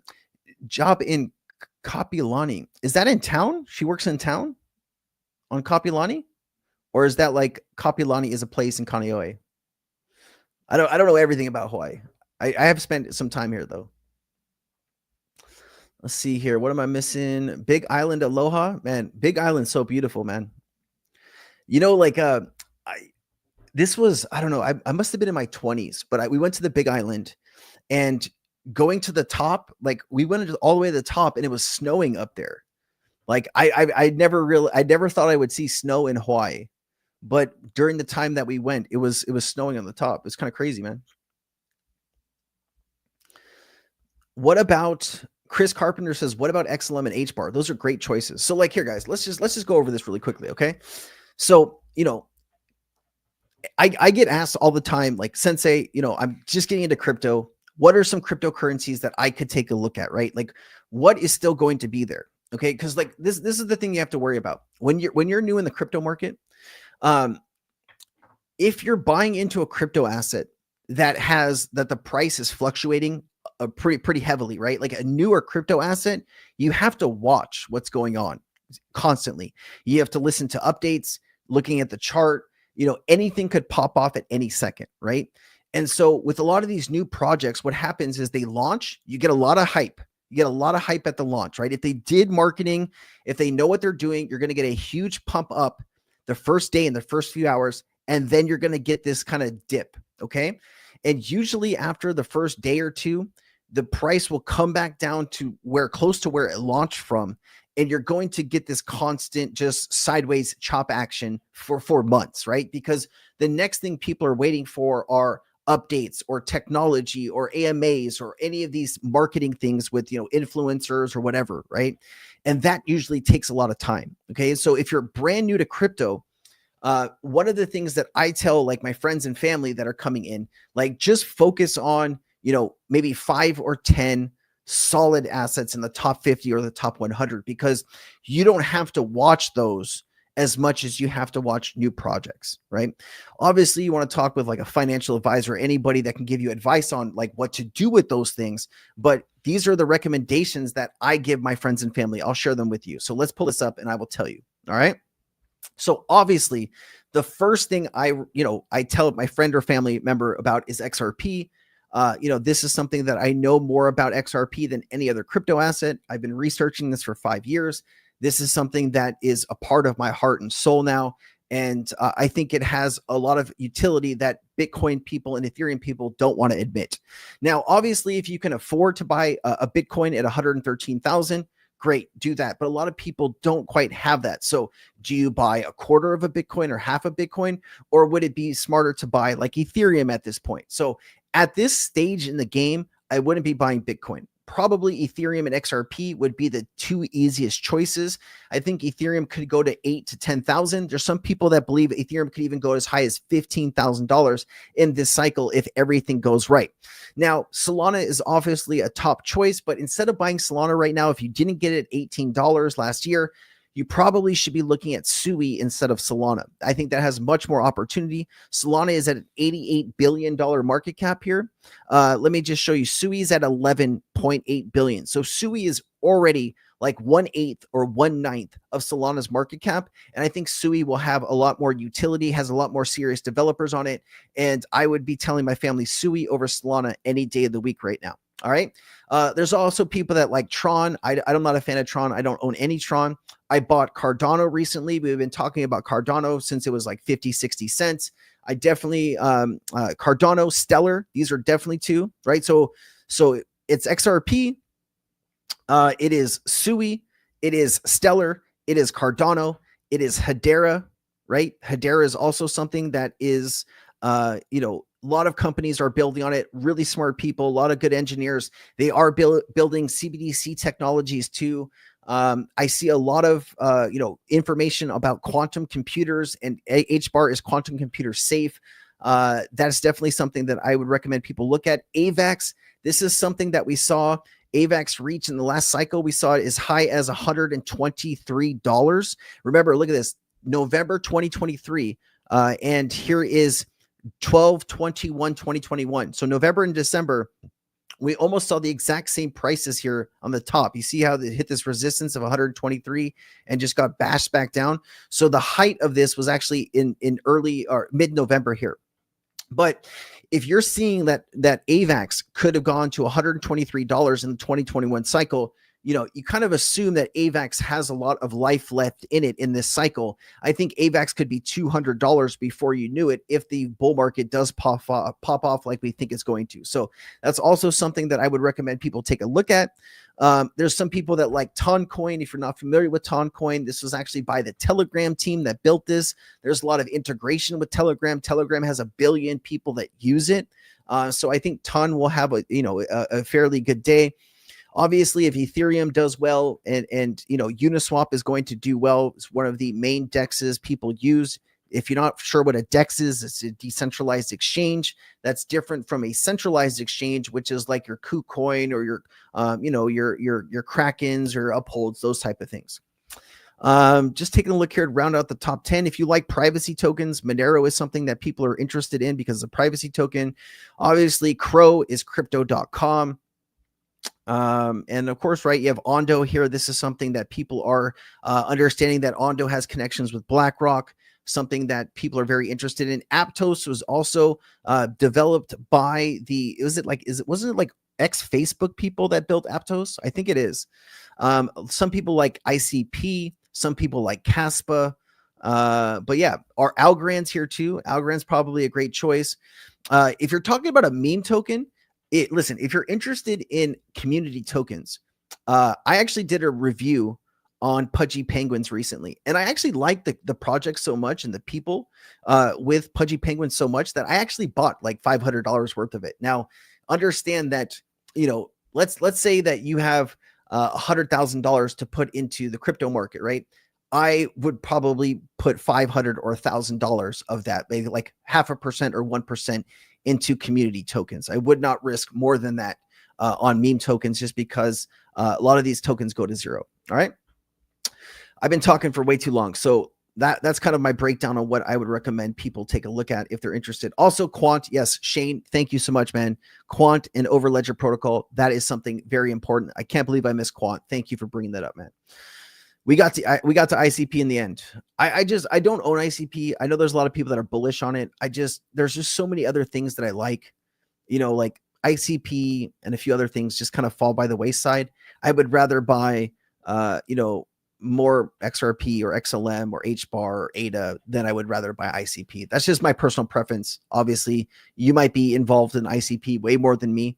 I don't follow too much with ICP.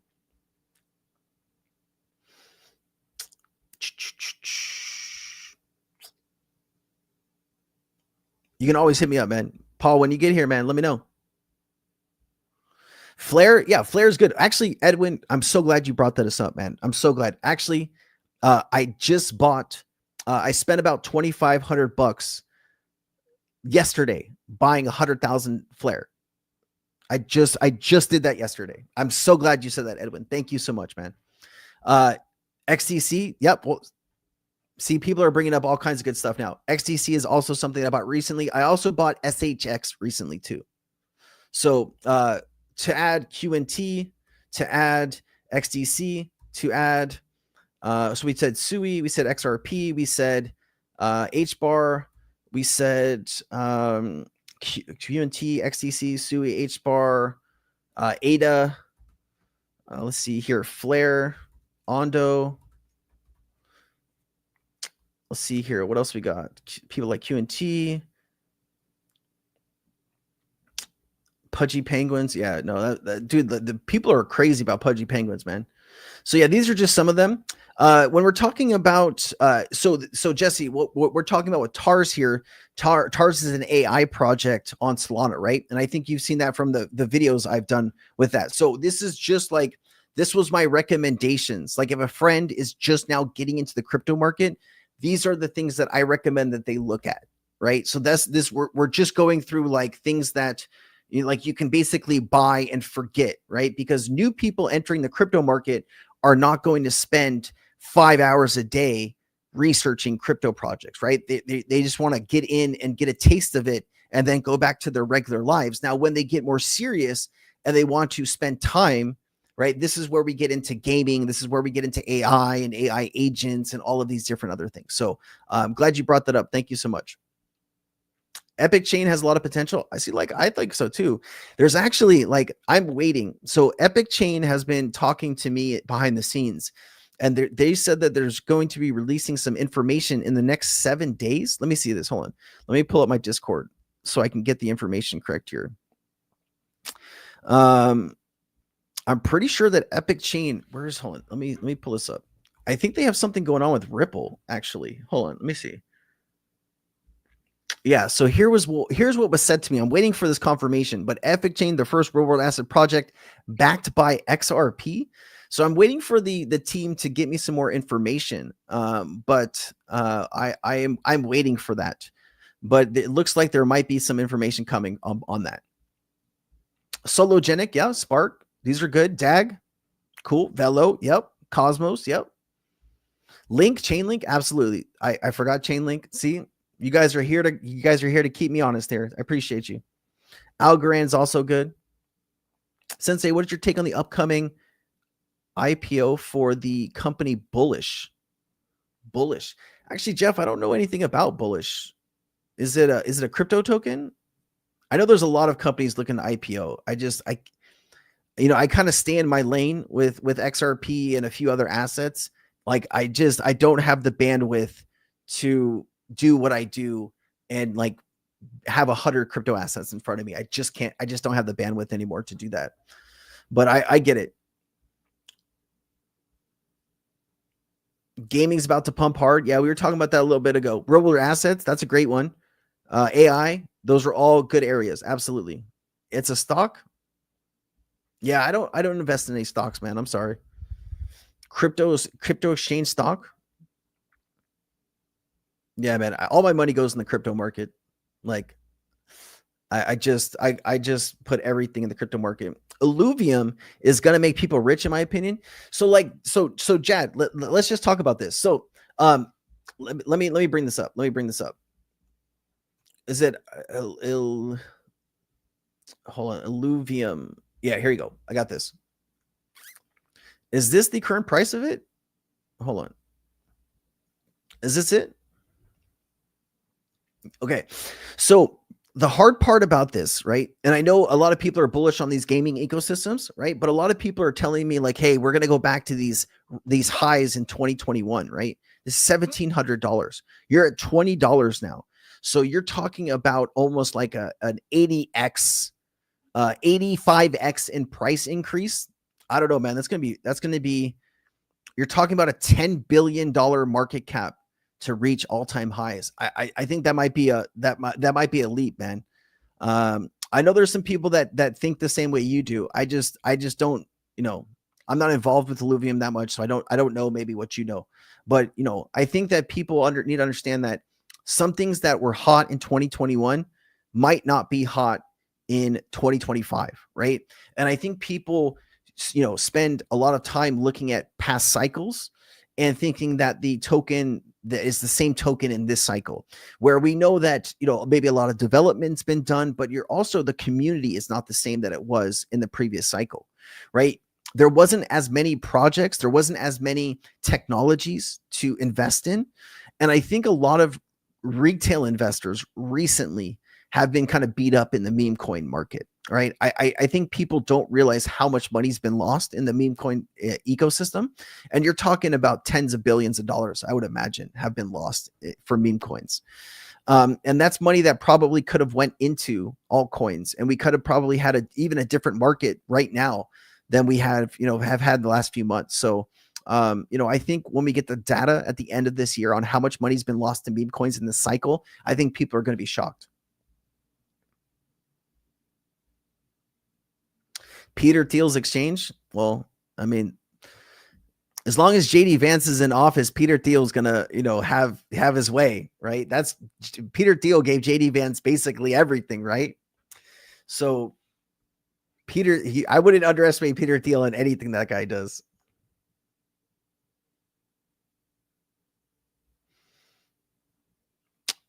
Alexander Durana. You have a very exotic name. Epic Chain has only 30 million tokens, 94% unlocked. Price go 100x easily. Man, if they have some pretty big integrations and partnerships, that could definitely have a pretty big cycle. I know people like Pi too. I've heard people talk about Pi. It's just like, there's only so much stuff I can pay attention to, Let's see here. Shane Casey says, Sensei, Quant developed the overledger target audience. The financial institutions must use Quant tokens to pay the licensing fees. Yeah. And that's where the utility comes in, right? Listen, don't get me wrong. I think buying Quant right now is a way smarter decision than buying Bitcoin at this point, right? Because let's say Bitcoin goes to $1 million. That's a 9x, right? 9x to get to $1 million.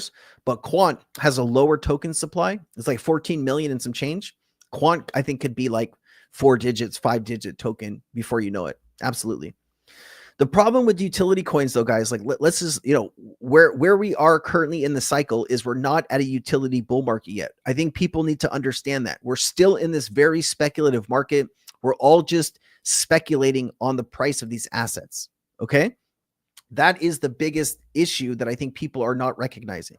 So, as we go through this, the next cycle, I believe, will be the utility cycle. I just don't think we're quite there yet with regulation and everything else.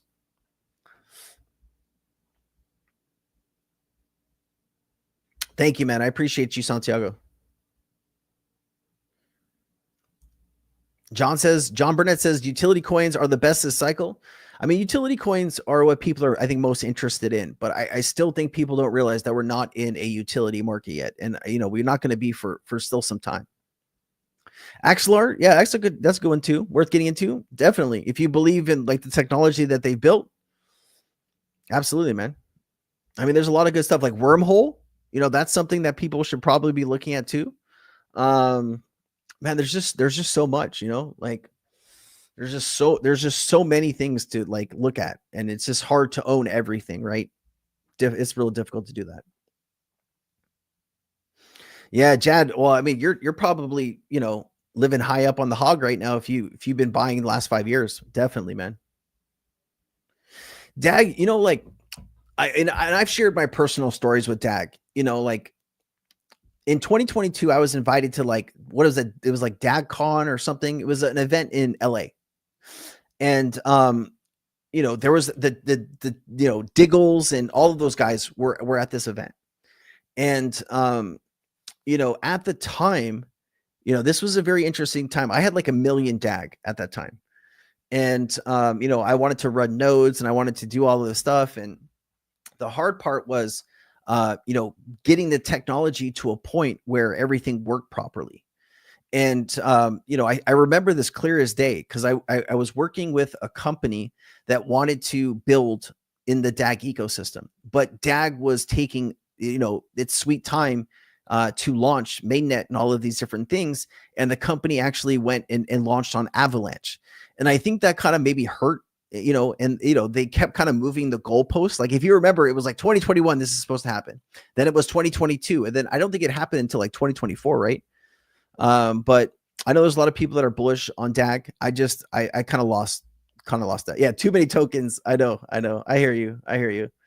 All right, let's do this. I got a few other things I want to get into before we kind of there's a few other things I want to talk about. ETH predictions. I don't want to get into that.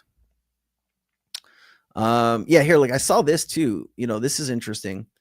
You have Doppler Finance basically starting today. Users can deposit RLUSD, a US dollar peg stablecoin introduced by Ripple, into Doppler and earn RLUSD. So now you're having rewards on your stablecoins.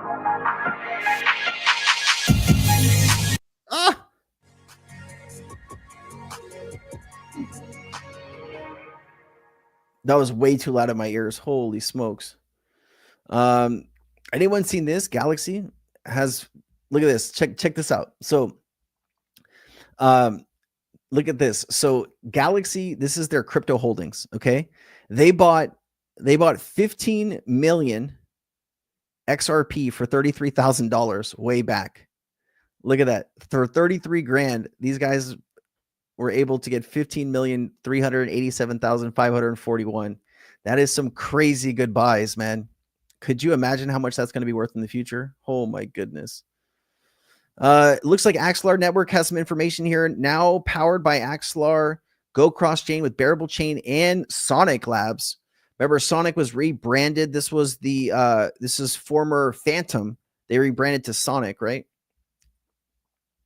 There is a big event coming up if you are in Seoul, in Korea, in South Korea. There is the XRP Seoul 2025 event.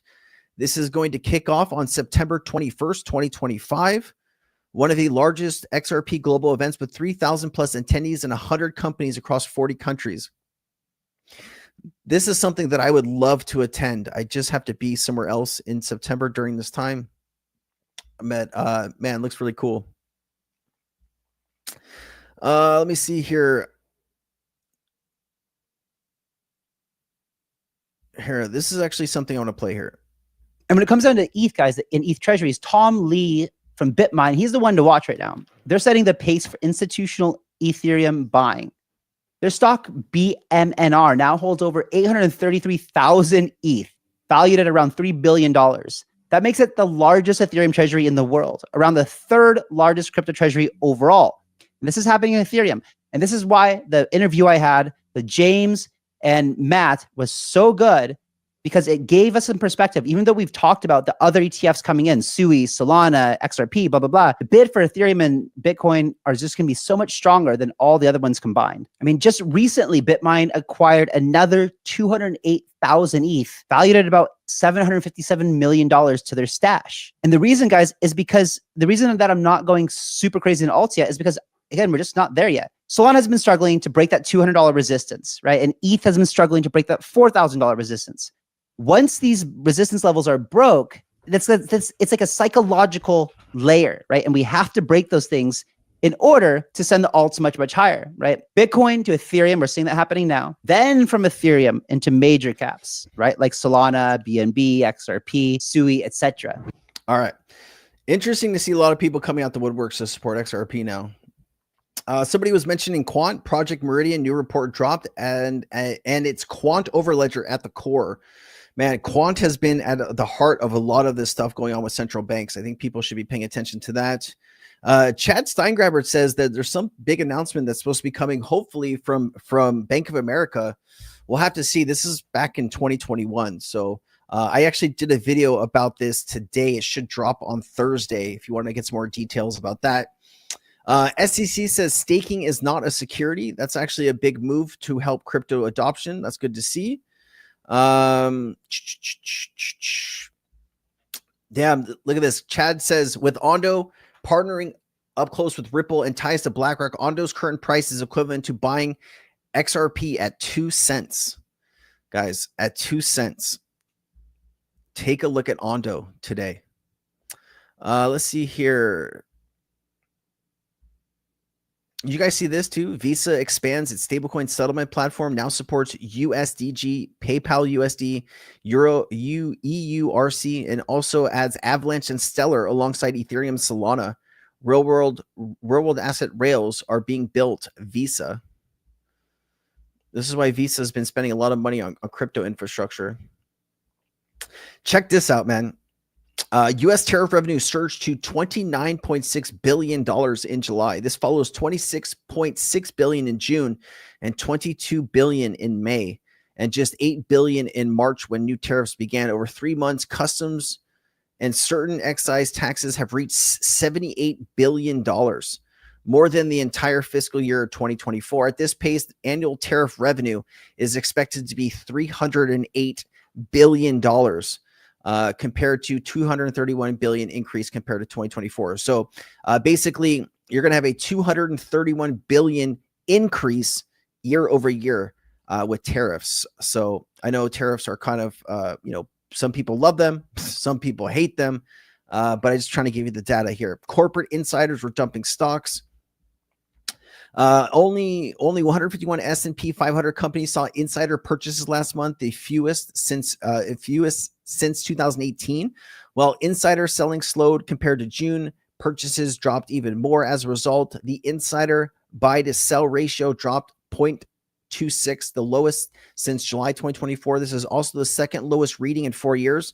To put this in perspective, the long-term view is 0.45. Corporate insiders continue to lock in gains.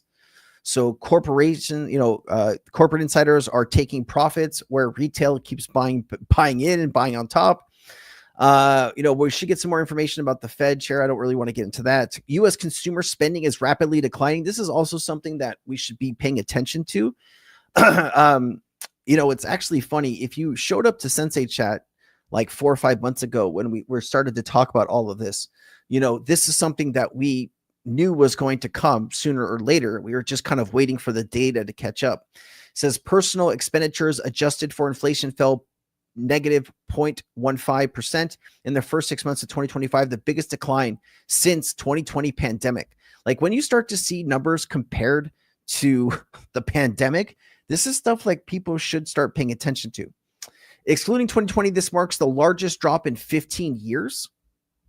Historically, such weakness has often signaled the onset of a recession. Meanwhile, the personal consumption component of GDP rose at an annualized pace of 0.5% to 1.14% in quarter 1, 2025, quarter 2, 2025, the slowest 2-quarter growth since the pandemic. All right. The labor market is super soft right now. I mean, this is something that we predicted, though. We talked about this. When you have these tariffs, people are going to spend money less in the markets. They're going to save instead of buying those purchases. And you're starting to see that, right? There's starting to be less jobs available, right? People are, there's starting to be, companies are laying people off because they don't need as many workers. So this is something that you should be paying attention to. The unemployment rate, right? The first time unemployment rate, bankruptcies, all of this stuff is starting to tick up. So we just need to be careful on that. Hopefully it'll all work out, but we'll see. And there's also something else that I'm paying close attention to. President Trump did set a deadline for Russia and the Ukraine war, and that deadline ends in a few days. And so we don't really know how all this is going to turn out. Obviously, if this escalates, the markets could have a really bad negative reaction. This is something that you should probably be paying attention to. Okay. Yeah. I have other stuff, but I really want to get into it. Let's go back into this. When inflation is high, the dollar is weak. Yeah. No, I feel that, man. I feel that. What do you think about Flare wrapping XRP on the Flare network? I think it's utility, right? Isn't that what we want? Absolutely. Being able to create additional money out of just holding XRP or staking it or whatever it is, I think that's going to bring utility. I did message somebody that does a lot of Flare content. I'm seeing if I can maybe bring them on the channel to answer some questions about Flare, because they know way more about Flare than I could. And I guess I could catch up, but it would require me not like leaving my house for a week and just going through all of the data and all of the videos. And it's just hard to do that when I'm trying to stay on top of a few other things. But I will try to get some more data and information for you guys.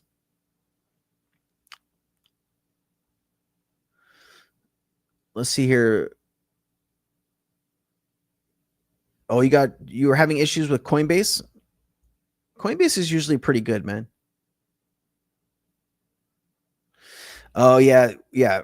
He's good now. He jumped in too steep, too quick. Yeah. That happens, right? Like they're looking at these companies with a fine-tooth comb, right? And when you create a new account and you put a lot of money in that account really quickly, that could lead to some red flags going up. So as long as you got it handled, that's good. Is staking risky? Absolutely. Anything in crypto is risky, guys. Anything in crypto is risky. Okay. So here are some things that some pitfalls that I personally run into. And I'm not saying that this is with everything, but this is some stuff that I've, lost money on with staking. Okay. One thing was, in 2021, there was this token that I bought. It was like meme coin. It was like a ICO super cycle. It was all kinds of crazy stuff happening in DeFi. But there was this token I bought, and there was some like less reputable staking platforms. I ended up staking some of this to earn some stupid number, and the website stopped working, and the company kind of went under, and I lost whatever was on that website. All right. I don't know if it was, I can't remember if it was like a scam or what happened, but if you stake on a certain, you have to look at how long the stake is. Like, can you remove your stake if something happens? Can you cancel your stake and get your money out, paying a fine of 10 or 20%?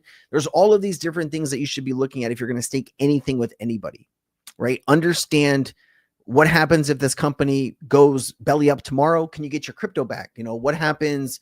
Just start going through all of these different things and really understanding once you stake it, if it's like a 30-day or 60-day, 90-day, 365 days, sometimes you're staking stuff for a lot longer than you think you're staking. So better figure that out. Richard, what's up, man? Aloha Sensei, small gift for Luna Fund. Looking forward to the next barbecue. You can now buy a house with XRP in Japan. Tokenization is here to stay. Richard, man, thank you so much. The Luna Fund is on point. Really appreciate you, man. Nice talking to you the other day too, Richard. Always nice talking to you, man. Tangem equals SuiSwap for XRP. All right, Sarah, thank you. That's good information.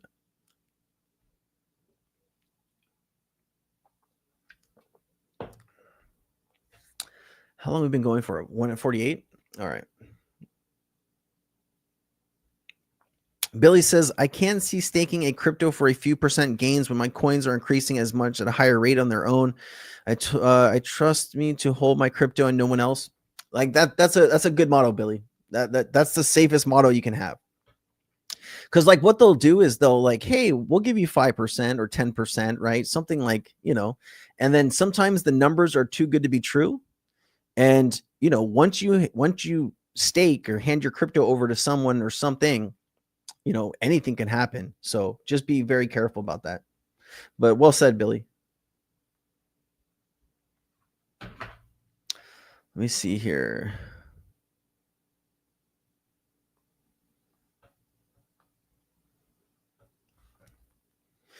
Do we have any other questions from you guys? Anything else I can answer before we end here today? I have an interesting interview coming on Friday, guys. If you're interested, I'm going to be interviewing the team at Strobe Finance here. They are XRPL native DeFi. They have a lot of really unique ways to earn, and they're building infrastructure for the XRP army. So we're going to have them on the show on Friday, and we'll break down what they're doing and why it's important. It'll be a lot of fun. So I hope you guys can join us for that. Milton, what's up, man? I haven't seen anything on cloud mining. I haven't been looking though. Let me see if Perplexity has anything about cloud mining. Any companies in the XRP space building cloud mining? Let's see what we got here.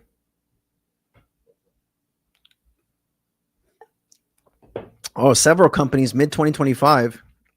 I guess Silton Mining, PFM Crypto, Blockchain Cloud Mining, Six Mining, PBK Miner. Here, I'll give you this. If you're interested, take a look here. Yeah, you should be able to take a look at that link. Yeah, Kate. Well said, Kate. Don't trust anybody with your crypto. I mean, shit. If 2025 Robert could go back in time and talk to 2021 Robert, I think I would have come out of that bull market a lot healthier. Of course, Christopher. I don't know, man. It's impossible to see just on a search like that, but it might. Did you hear anything from YouTube on getting a 100K play button? Not yet. I'm looking for the email. They're supposed to send you an email, or like when you log into your account, like there's going to be like a message or an achievement that you can claim. And so as soon as I can claim it, we're going to claim it. My editor's looking for it too. Yeah, Donald, that's facts. If you don't hold your keys, you don't hold your crypto. That's facts, man. Oh my God, I'm still waiting for this. What the fudge? You ever call your doctor's office to refill a prescription and like the pharmacy and the doctor just don't communicate well, and like one needs to call the other, and then you're calling the doctor and you're calling the pharmacy, and you're calling the doctor, you're calling the pharmacy. Man, just get it handled, please.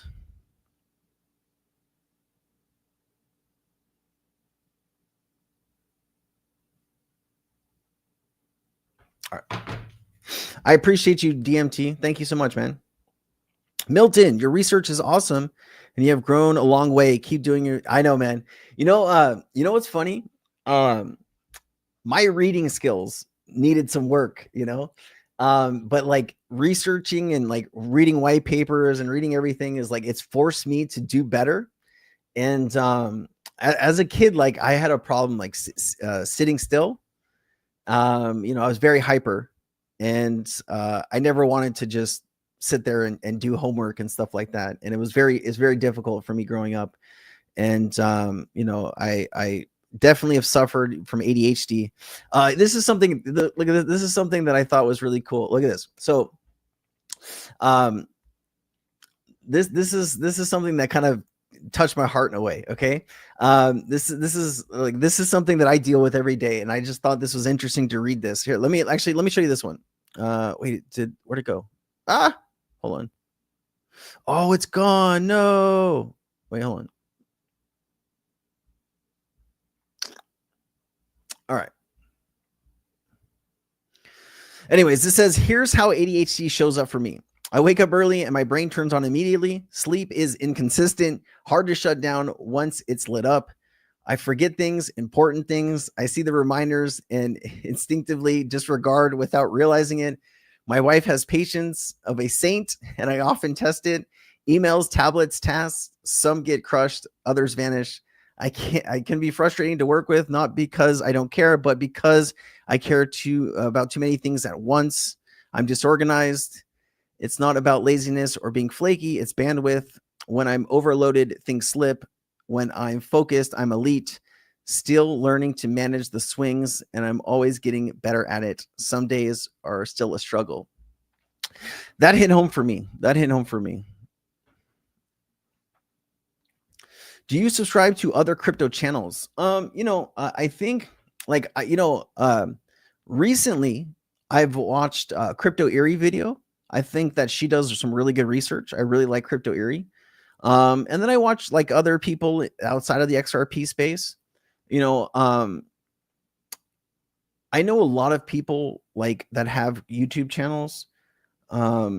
They look at other people's channels and they take ideas and they recreate like a version for themselves. And like I was never big on that. Like I remember this is like 6 months ago, and my editor that I've had for like 5 years, he started doing edits for Levi, and so my editor is the same editor that Levi has, and like Levi and Encash, they go back and forth copying each other's ideas. And I just want to do my own thing. Like I don't want to recreate somebody else's content all the time. Cause like, what's the point? Right.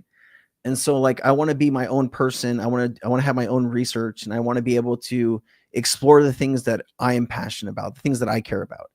And I try not to, spend too much time on everybody's channels. But like somebody that I really respect very highly is Crypto Eerie. I love watching her content.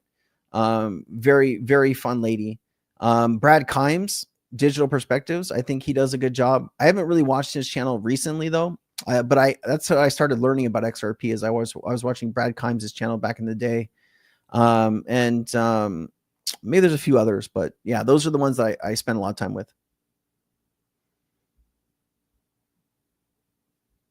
Yeah, I'm sure people have also experienced, like, if you're dealing with ADHD or ADD, I was diagnosed ADHD when I was a kid. My mom took me to an ADD doctor, and they, gave me these tests, and I failed miserably, right?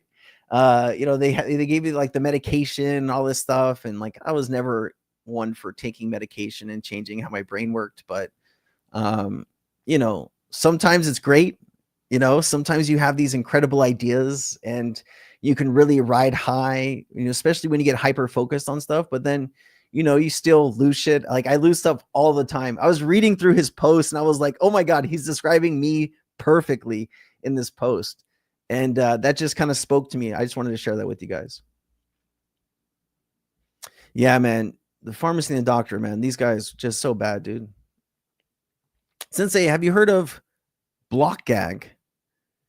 And if yes, what do you think of it? They launched on August 11th. Are they launching on August 11th? What is BlockGag? BlockGag. Hold on. BlockGag?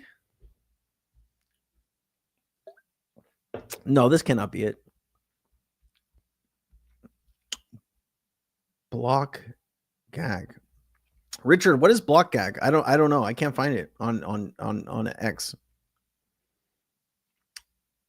I have no idea what BlockGag has been. Are you invested in XCC? Yes, I own XCC. I don't own nearly as much as I used to. In the last cycle, I own like 1.6 million XDC, but I ended up taking profits last cycle, and then I never bought back the bag, which was probably a really stupid mistake.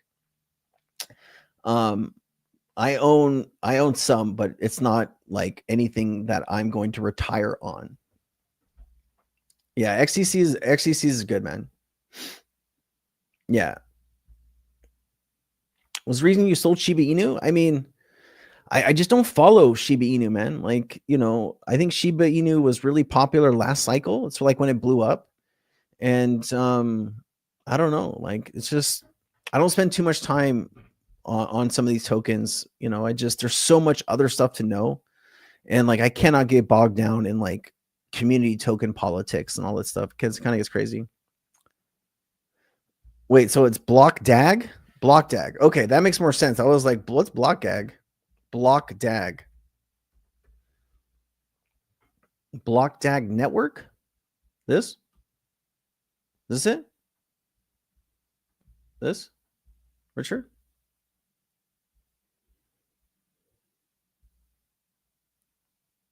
This is more than an update. It's a defining moment in our journey towards decentralized innovation. Today, we stand on the threshold of a future shaped by cutting-edge technology, relentless ambition, and most importantly, you, our global community. We are not just spectators. You are the foundation of this revolution. Your belief and energy have turned bold ideas into reality. Today, we take another monumental step towards a decentralized future that is not just possible, but inevitable. To understand the scale of what we're unveiling today, let's take a moment to appreciate the foundation we've built together. Keynote 1 was where it all began. We introduced the world to BlockDAG's hybrid architecture, a system designed to break the limits of traditional blockchain with unparalleled speed, security, and scalability.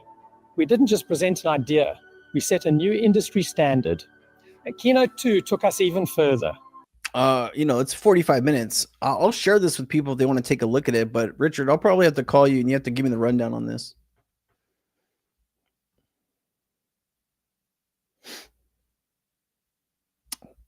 Let's see here. Stefan, since I hope you're doing well, health-wise, brother, praying for you regardless. God has your back so far, so why would he stop? Anyway, thanks for being you and your service. I appreciate you. Thank you so much for the kind words. I really appreciate you. Guys, is BlockDAG a scam? I don't know. It looks a little suspect, Richard. Why do you like this, Richard?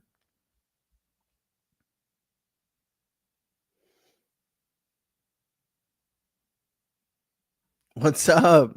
Hello from Australia. What's up? What's up? Jezabar. Richard, BlockDAG looks a little suspect, man. You sure that's a legit project?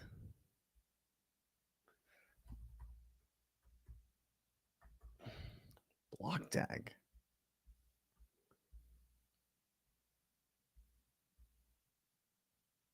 $19,000 miners sold in the BDAG presale.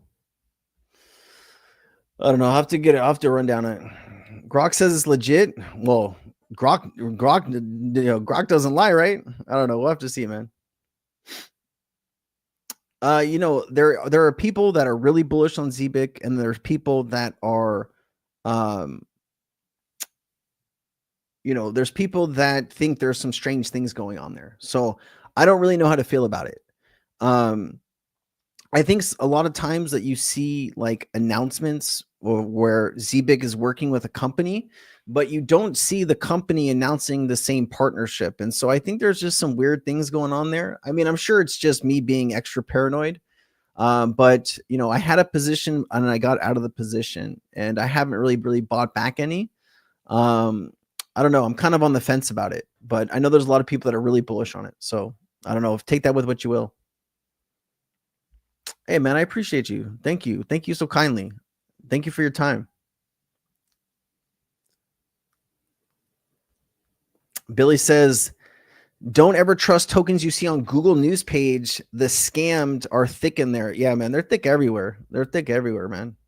They really need to not paranoid, cautious. True.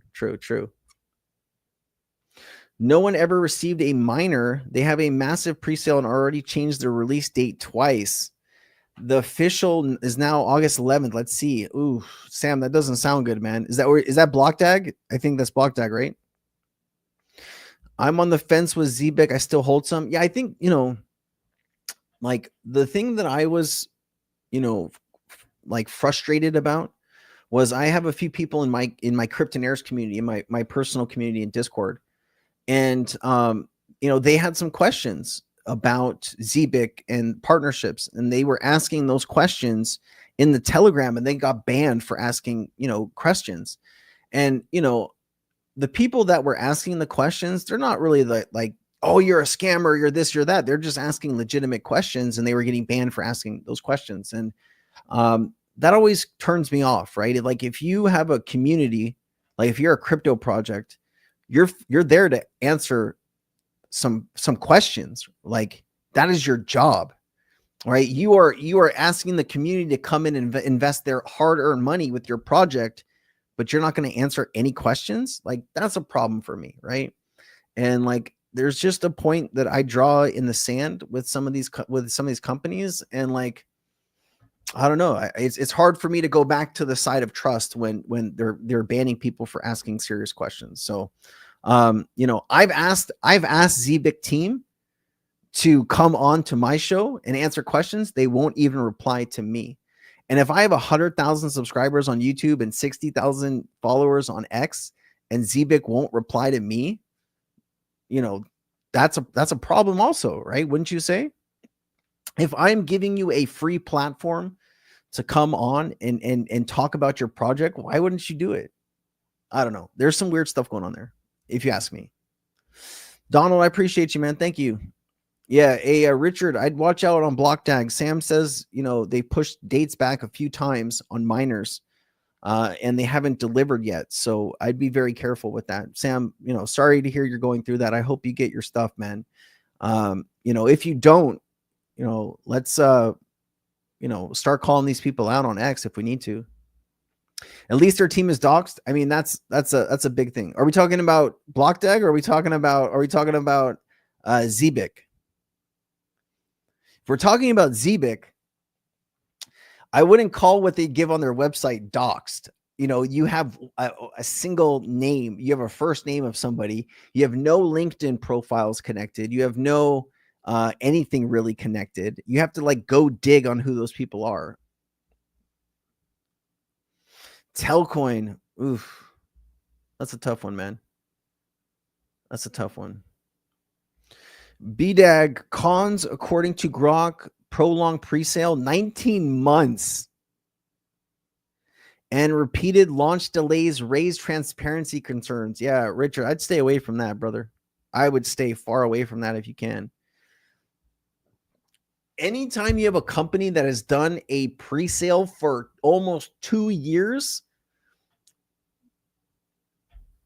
I think you kind of know at this point, right? I think you kind of know. It's not good. It's not good. XDC over ZBIC. Yeah, like why would I go and buy something that these people are not interested to talk with me or answer questions from my community? Like why am I going to go buy something and support their project when there's so many other things in the crypto market that are quality, right? Like the thing that pisses me off with ZBIC is they compare themselves to Ripple. That bothers me. Because they are not even they're not even in the same like boardroom. They're not even in the same building. They're not even on the same floor. Like they're not even close to being a Ripple or like a Stellar or a Zinfin. They're not even close. And so I don't know, man. Omar, hola, bro. We're doing it right. Zaman is the best wallet you've recommended to me. When are we getting real estate retail of 648 trillion? Hey, man, I'm glad you like Zaman. That's something that I use every day, too, on my phone.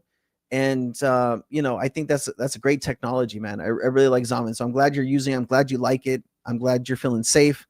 When are we going to tokenize that 648 trillion? Man, I feel like they've started, actually. They did some recent tests in Dubai tokenizing homes, and when you sell the title and all of the stuff moves on chain. So we should get some more updates over the next few years, but it's still going to be a very slow process. Ooh, man, Fred. Yeah. See, like, all right, guys, stay away from BlockDAG. Stay away from BlockDAG. Today, I found a crypto YouTuber called A Chain of Blocks promoting a scam. Earn up to 172.5% APY with NAMI staking. Ooh, NAMI staking. I'm actually interested. NAMI staking. Let's I want to see what this is. I want to see what this is. What is NAMI staking? Something about 172% APY.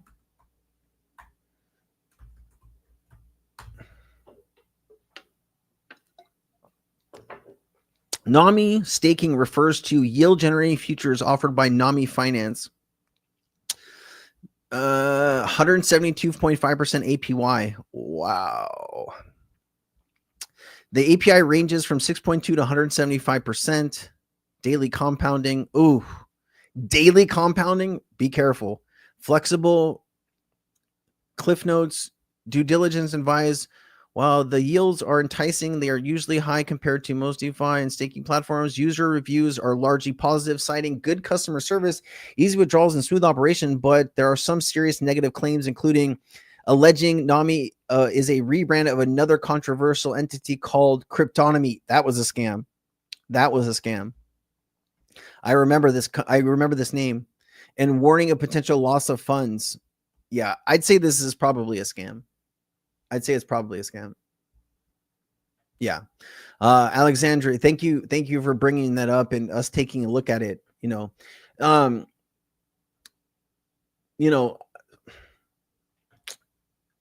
It's very difficult. Like when you have a very popular YouTube channel, you have people coming out of the woodworks to offer you money to talk about projects, right? And sometimes it can be difficult to find information on something that's brand new, right? You can Google search, you can Twitter search, you can do all of the things that you normally do, but you can still be wrong, right? Because you don't have a complete set of facts, especially if something is new, right? And I think a lot of us that have channels fall into these traps sometimes. And the crypto space is a quick evolving beast of nature. And often you can get things wrong. And that looks like something that might cost people some money. So I'm sorry to see that. What do you think of Monucoin? Isn't that the token that the Shiba Inu, like people on the Shiba Inu team, like developed on the side? I'm trying to remember if that's the right token. Astronaut. Let me know, man. What are your thoughts on Stronghold SHX? I bought Stronghold. The last few months I've been buying. I've been a buyer. I think there's a lot of stuff. Like I had a thing here about Stronghold actually that I can show you here. Like I didn't have time to go over this with everybody earlier, but crypto Viking. Let me drop this person to follow. Basically SHX to multiple billion Stronghold. SHX highlights 60 billion in escrow. Early XRP investor. Stack team with industry vets. Swift 2.0 alternative. Green eco-friendly blockchain. Nacha preferred partner, meets US ACH standards, licensed partners, works with regulated money remittances or money transmitters, stellar based token, built in compliance features, Stronghold Net, Audible, B2B enabled payments, KYC, AML enforced. It all sounds good, man. It all sounds real good. Yeah, like here, I'll show you what I mean. Hold on. Let me bring this up. And I saw the donation. Let me get to that in a second. Okay, so give me any example you can find of a ZBIC partnership that was announced by their team but wasn't confirmed by the actual partner they are announcing. So what I'm trying to get here is I'm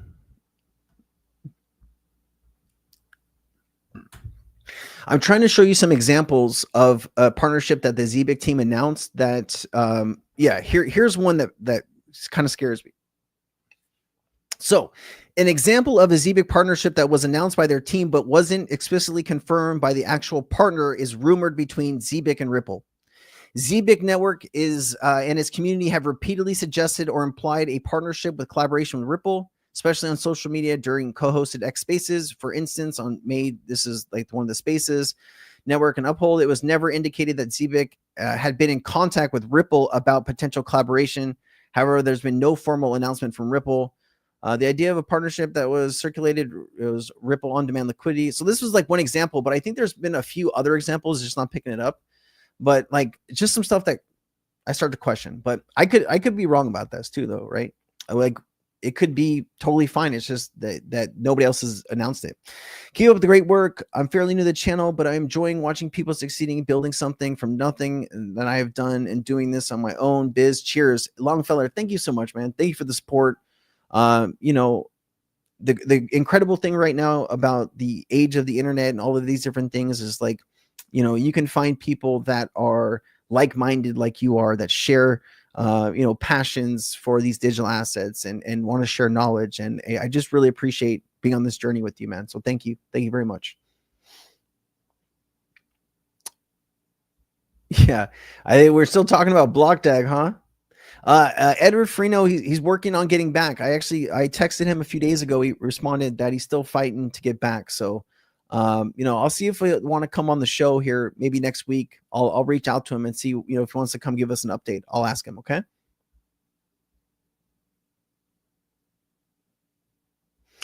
See the people, there's Crypto Pete here saying they're going to be huge, right? So, you know, there's some people that don't like it, but there's a lot of people that are bullish on it. So, I mean, like, I want it to be successful. I just think that they could do a better job about communicating with people. That's all. Man, Crypto Pete is bullish. He's bullish on XRP and he's bullish on Zebic. I like that. I think didn't I reply to your comment about this already? Didn't I? Is Manu the same team from SHIB, or like some of the people from SHIB? I just need you to confirm that that's the token I'm thinking of in my head. I don't own it. I'm wondering if that's the token. Opinion on XDC. I mean, they're in the TradeFi space. They're solving a multi-trillion-dollar problem. I think they're going to be successful. I'm an owner. Where do you buy SHX from? So, hey guys, if you're interested to find like where you can buy crypto assets, like when you pull up here, let me show you this. So let's go to CoinMarketCap. So when you pull up CoinMarketCap, so you want to get information on SHX. Okay, so we're going to search SHX here. And once you bring up the token that you want to look at, you look at here where it says markets. You see this little button here? It says chart. It says markets. You click on markets, and this is going to tell you everywhere you can buy it from. Okay, now understand where it says NA here. There's really not any liquidity, so don't do this. You're looking for high or medium liquidity. You can buy it with Ethereum and SHX on Uniswap. You can buy it on MEXC. You can buy it on Gate.io, or you can buy it on BitTrue. So these are the places that you can buy it if you're interested. All right. Great question, though, Longfellow. Thank you.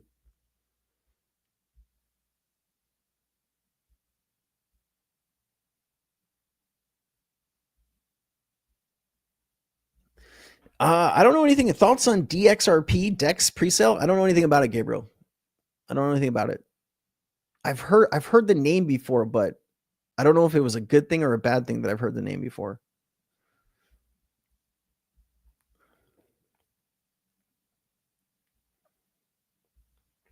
Oh, right on.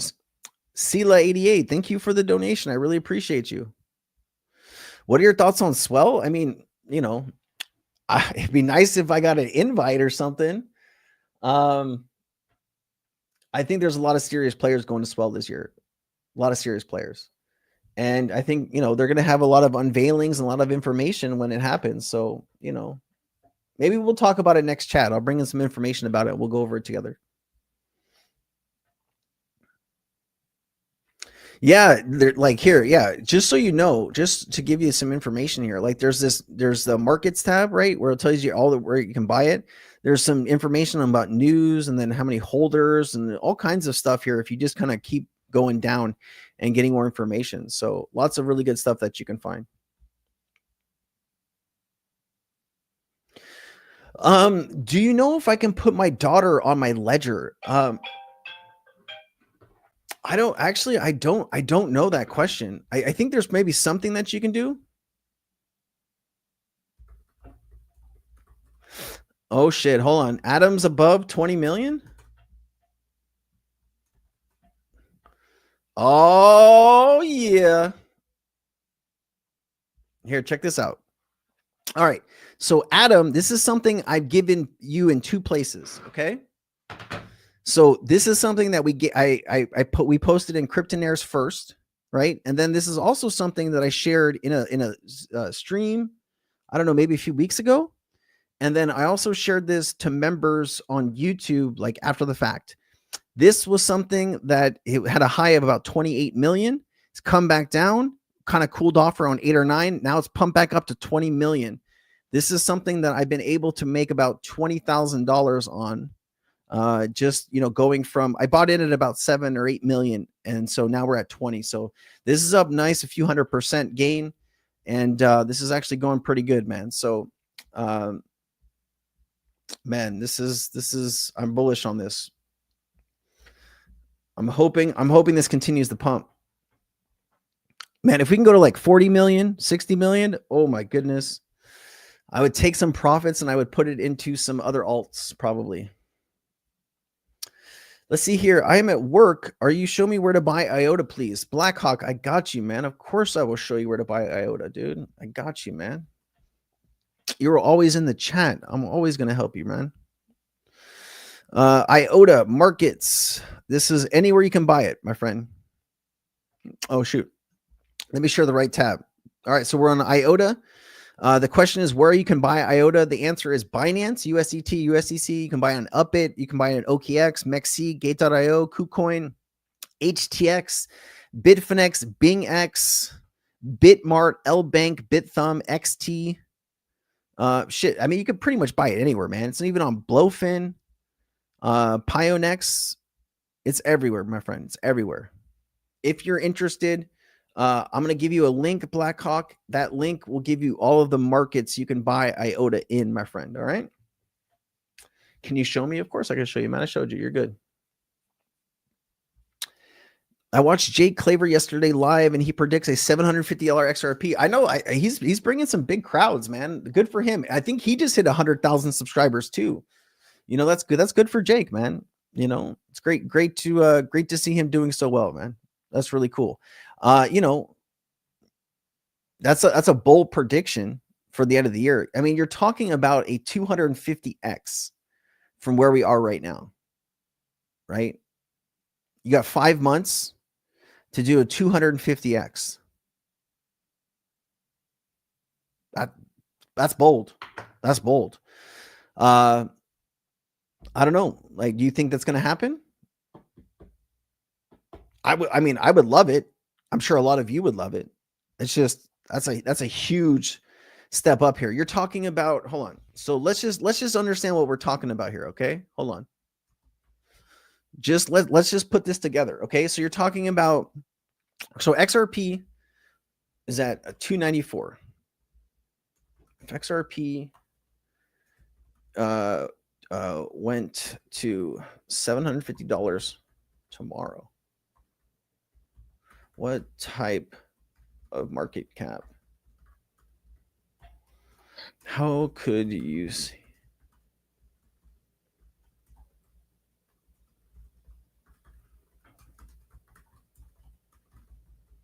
You would need massive institutional demand for XRP to reach these levels in 5 months, man. Like, it would need to be insane. It would need to be insane. You're talking about a market cap that's got to be, I don't even know. What is it? $44 trillion market cap is what you would need. I mean, I don't know, man. That's tough. That's a hard ask in my opinion. That is a hard ask in the next 5 months. Perplexity is basically saying the only way to get there, you would need total global utility and liquidity migration. Every bank, corporation, government worldwide not only adopts XRP for settlement, but makes it the exclusive bridge currency for all cross-border interbank transactions. XRP would need to capture a massive share of transactional liquidity, now dominated by SWIFT, central banks, and traditional payment rails, to extend it never before seen in any asset class, unprecedented regulatory clarity and government endorsement. I mean, well, let's just keep going through these. Right? Because Jake's saying all of this stuff. Let's at least identify what would need to happen in order to get to these prices. Okay. The US and other financial superpowers would have to grant full regulatory approval for XRP, not only removing legal uncertainty, but explicitly integrating XRP into global monetary policy. I mean, do you see this stuff happening in the next 5 months? Governments and central banks would need to add XRP to national treasuries and allow institutional portfolios to accumulate freely. Major institutional accumulation for corporate treasury demand. Fortune 500 corporations and public companies not only use XRP, but directly accumulate XRP and hold for their treasuries and strategic reserve assets. This is something that we'll see more and more of, but I don't know if you'll see it in the next 5 months. You'll see some, but you're not going to see like every Fortune 500 company doing this in the next 5 months. Ripple achieves monopoly over stablecoins and on-chain payments. We know Ripple is not going to do that in the next 5 months. That's nearly impossible, right? You still have Circle to compete with on a massive scale. Global macro shocks and flight to hard digital assets. A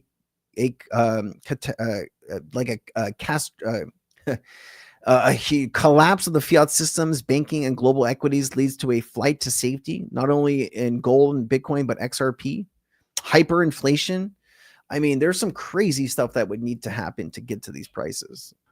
You know what? Maybe I'll make a video about like what needs to happen in order to get to these prices, so people realize what they're hoping happens. It's just that's a lot, man. That's a lot. I got no thoughts. I don't know what this is. Be very careful. I thought his original guess was 2,500 to 2026. I mean, you're talking about over $100 trillion market cap for $2,500. Not impossible. No, not impossible. But like, you know, what is like? I think you know, is it good to over? Listen, there's people out there that are going to listen to Jake and that they are going to assume that it happens, right? They're going to say that this guy has insider knowledge. This guy has NDAs that he signed. He knows something that we don't. And some people are going to bet everything on XRP. Now, you know, is that a bad thing? I guess we'll have to wait 5 months to see. But, you know, there's going to be some people that are going to be affected one way or another by this. If it happens, he will be, you know, the king of XRP if it happens. If it doesn't happen, you know what critics will say, right? So I don't know. I think he just needs to be careful with his predictions, because I think a lot of people are hanging on those predictions, because a lot of people see him as, you know, this person with a lot of inside knowledge. I think that can go both ways, though. You just got to be careful. Yeah, this is the problem. This is the problem. Right? There you go. I don't think there's a chance. Personally, me, in the next 5 months, no. I don't think so. Like, you would need ETFs to be approved in August or September, and then you would need $50 billion or $100 billion to go into spot XRP ETFs with a huge multiplier. You know, if you got 100 billion in XRP with let's see here. Let's figure this out. All right. Let's just assume, right? Like, let's just assume we're not going to have a total global takeover of XRP. Every bank's using it. Like, let's assume that can't happen in the next 5 months, because we don't even have regulation in the United States yet. Okay. For this. So we're talking about just on inflows. We have to do this just on inflows. And the biggest way to get inflows is going to be spot XRP ETFs. Okay. So I want to run some numbers on XRP. If we got $100 billion in spot XRP ETF inflows,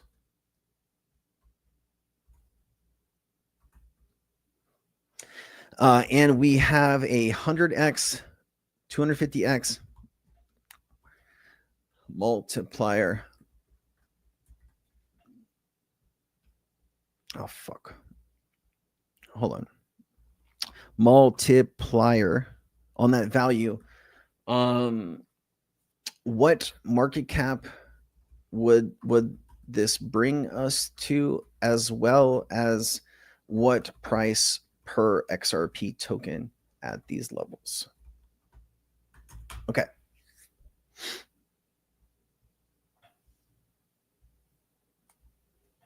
Okay, here we go. See, you're there with, if you got 100 billion, if you got 100 billion with a 500x multiplier, you're there. Okay, 100, you get 100 billion in inflows, which understand this though. Bitcoin has only had 150 billion in the last year and a half. So you're predicting that XRP will have like 2/3 of what Bitcoin has, right, in 5 months? Oof. I just, it's asking a lot, man. It's asking a lot. You got to be careful, guys. I don't have a whole lot of thoughts on Monu. I don't own it. I haven't really looked at it. I think it's the SHIB team that is involved with it. I don't know. I'd have to look at it, man. Not really spending any time on that right now. I do apologize. I believe Jake has some inside information, but like, this is the problem, right? This is the problem. This is what people now believe, that he has insider information and this is going to happen. You see the problem? You see the problem? I don't know. I'm that would make me extremely uncomfortable, but maybe that's why he is who he is, you know? That's definitely why he's getting 2,000 people in his live streams, right? People are showing up for that. So, you know, I hope he's right, man. Trust me, I want him to be right. But I also want to give you the proper information so you know what needs to happen. I think I need to make a video about this. I feel like I need to break this down for people so people really understand, like, what are we talking about here? Because I think it's like, you're talking about a $45 trillion market cap for XRP. Bitcoin is at a $2.5 trillion market cap, guys. So XRP would have a 25x higher market cap than Bitcoin in 5 months. I don't know, man. No, it doesn't. It doesn't. No. Like, I just showed the market cap multiplier, what you would need. You need basically 100 billion in inflows with the 500x multiplier to get there. You need 100 billion in inflows and a 500x multiplier to get there. Okay, or 450x multiplier to get there. Here, look, let me show you. Let me show you this. Okay, so how much in total has been put into spot Bitcoin ETFs since the start? You okay? Come here. We're almost done. I see you. Okay, look at this. As of August 2025, there's only been $147 billion put into spot ETFs in Bitcoin. Okay, this is what I'm trying to explain to people. 147 billion in Bitcoin. You're not going to get 100 billion into XRP in 5 months. It's not going to happen. You might get 10 billion, you might get 15 billion, but you're not going to get $100 billion, guys. LEX, I'll see you, man. We're going to jump off here in a second. Yeah, I mean, I think a lot of people are hanging on these predictions, and I think a lot of people are going to be set.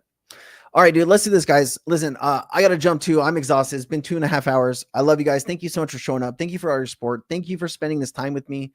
I'm going to make a video about this. Let me spend the next 2 days going through all of this information, and I will put it all into a video so we can all better understand what we're talking about here. I appreciate each and every one of you. Thank you, Ariana. Thank you, LAX. Thank you to William. Thank you to everybody in the chat asking questions. It's been an honor to spend this time with you. Thank you guys so much. Claver is worth $300 million. Laugh my ass off. He knows. Thank us later. There you go. Thank you, Lola. See ya. All right, guys. I'll see you next time. See you Friday.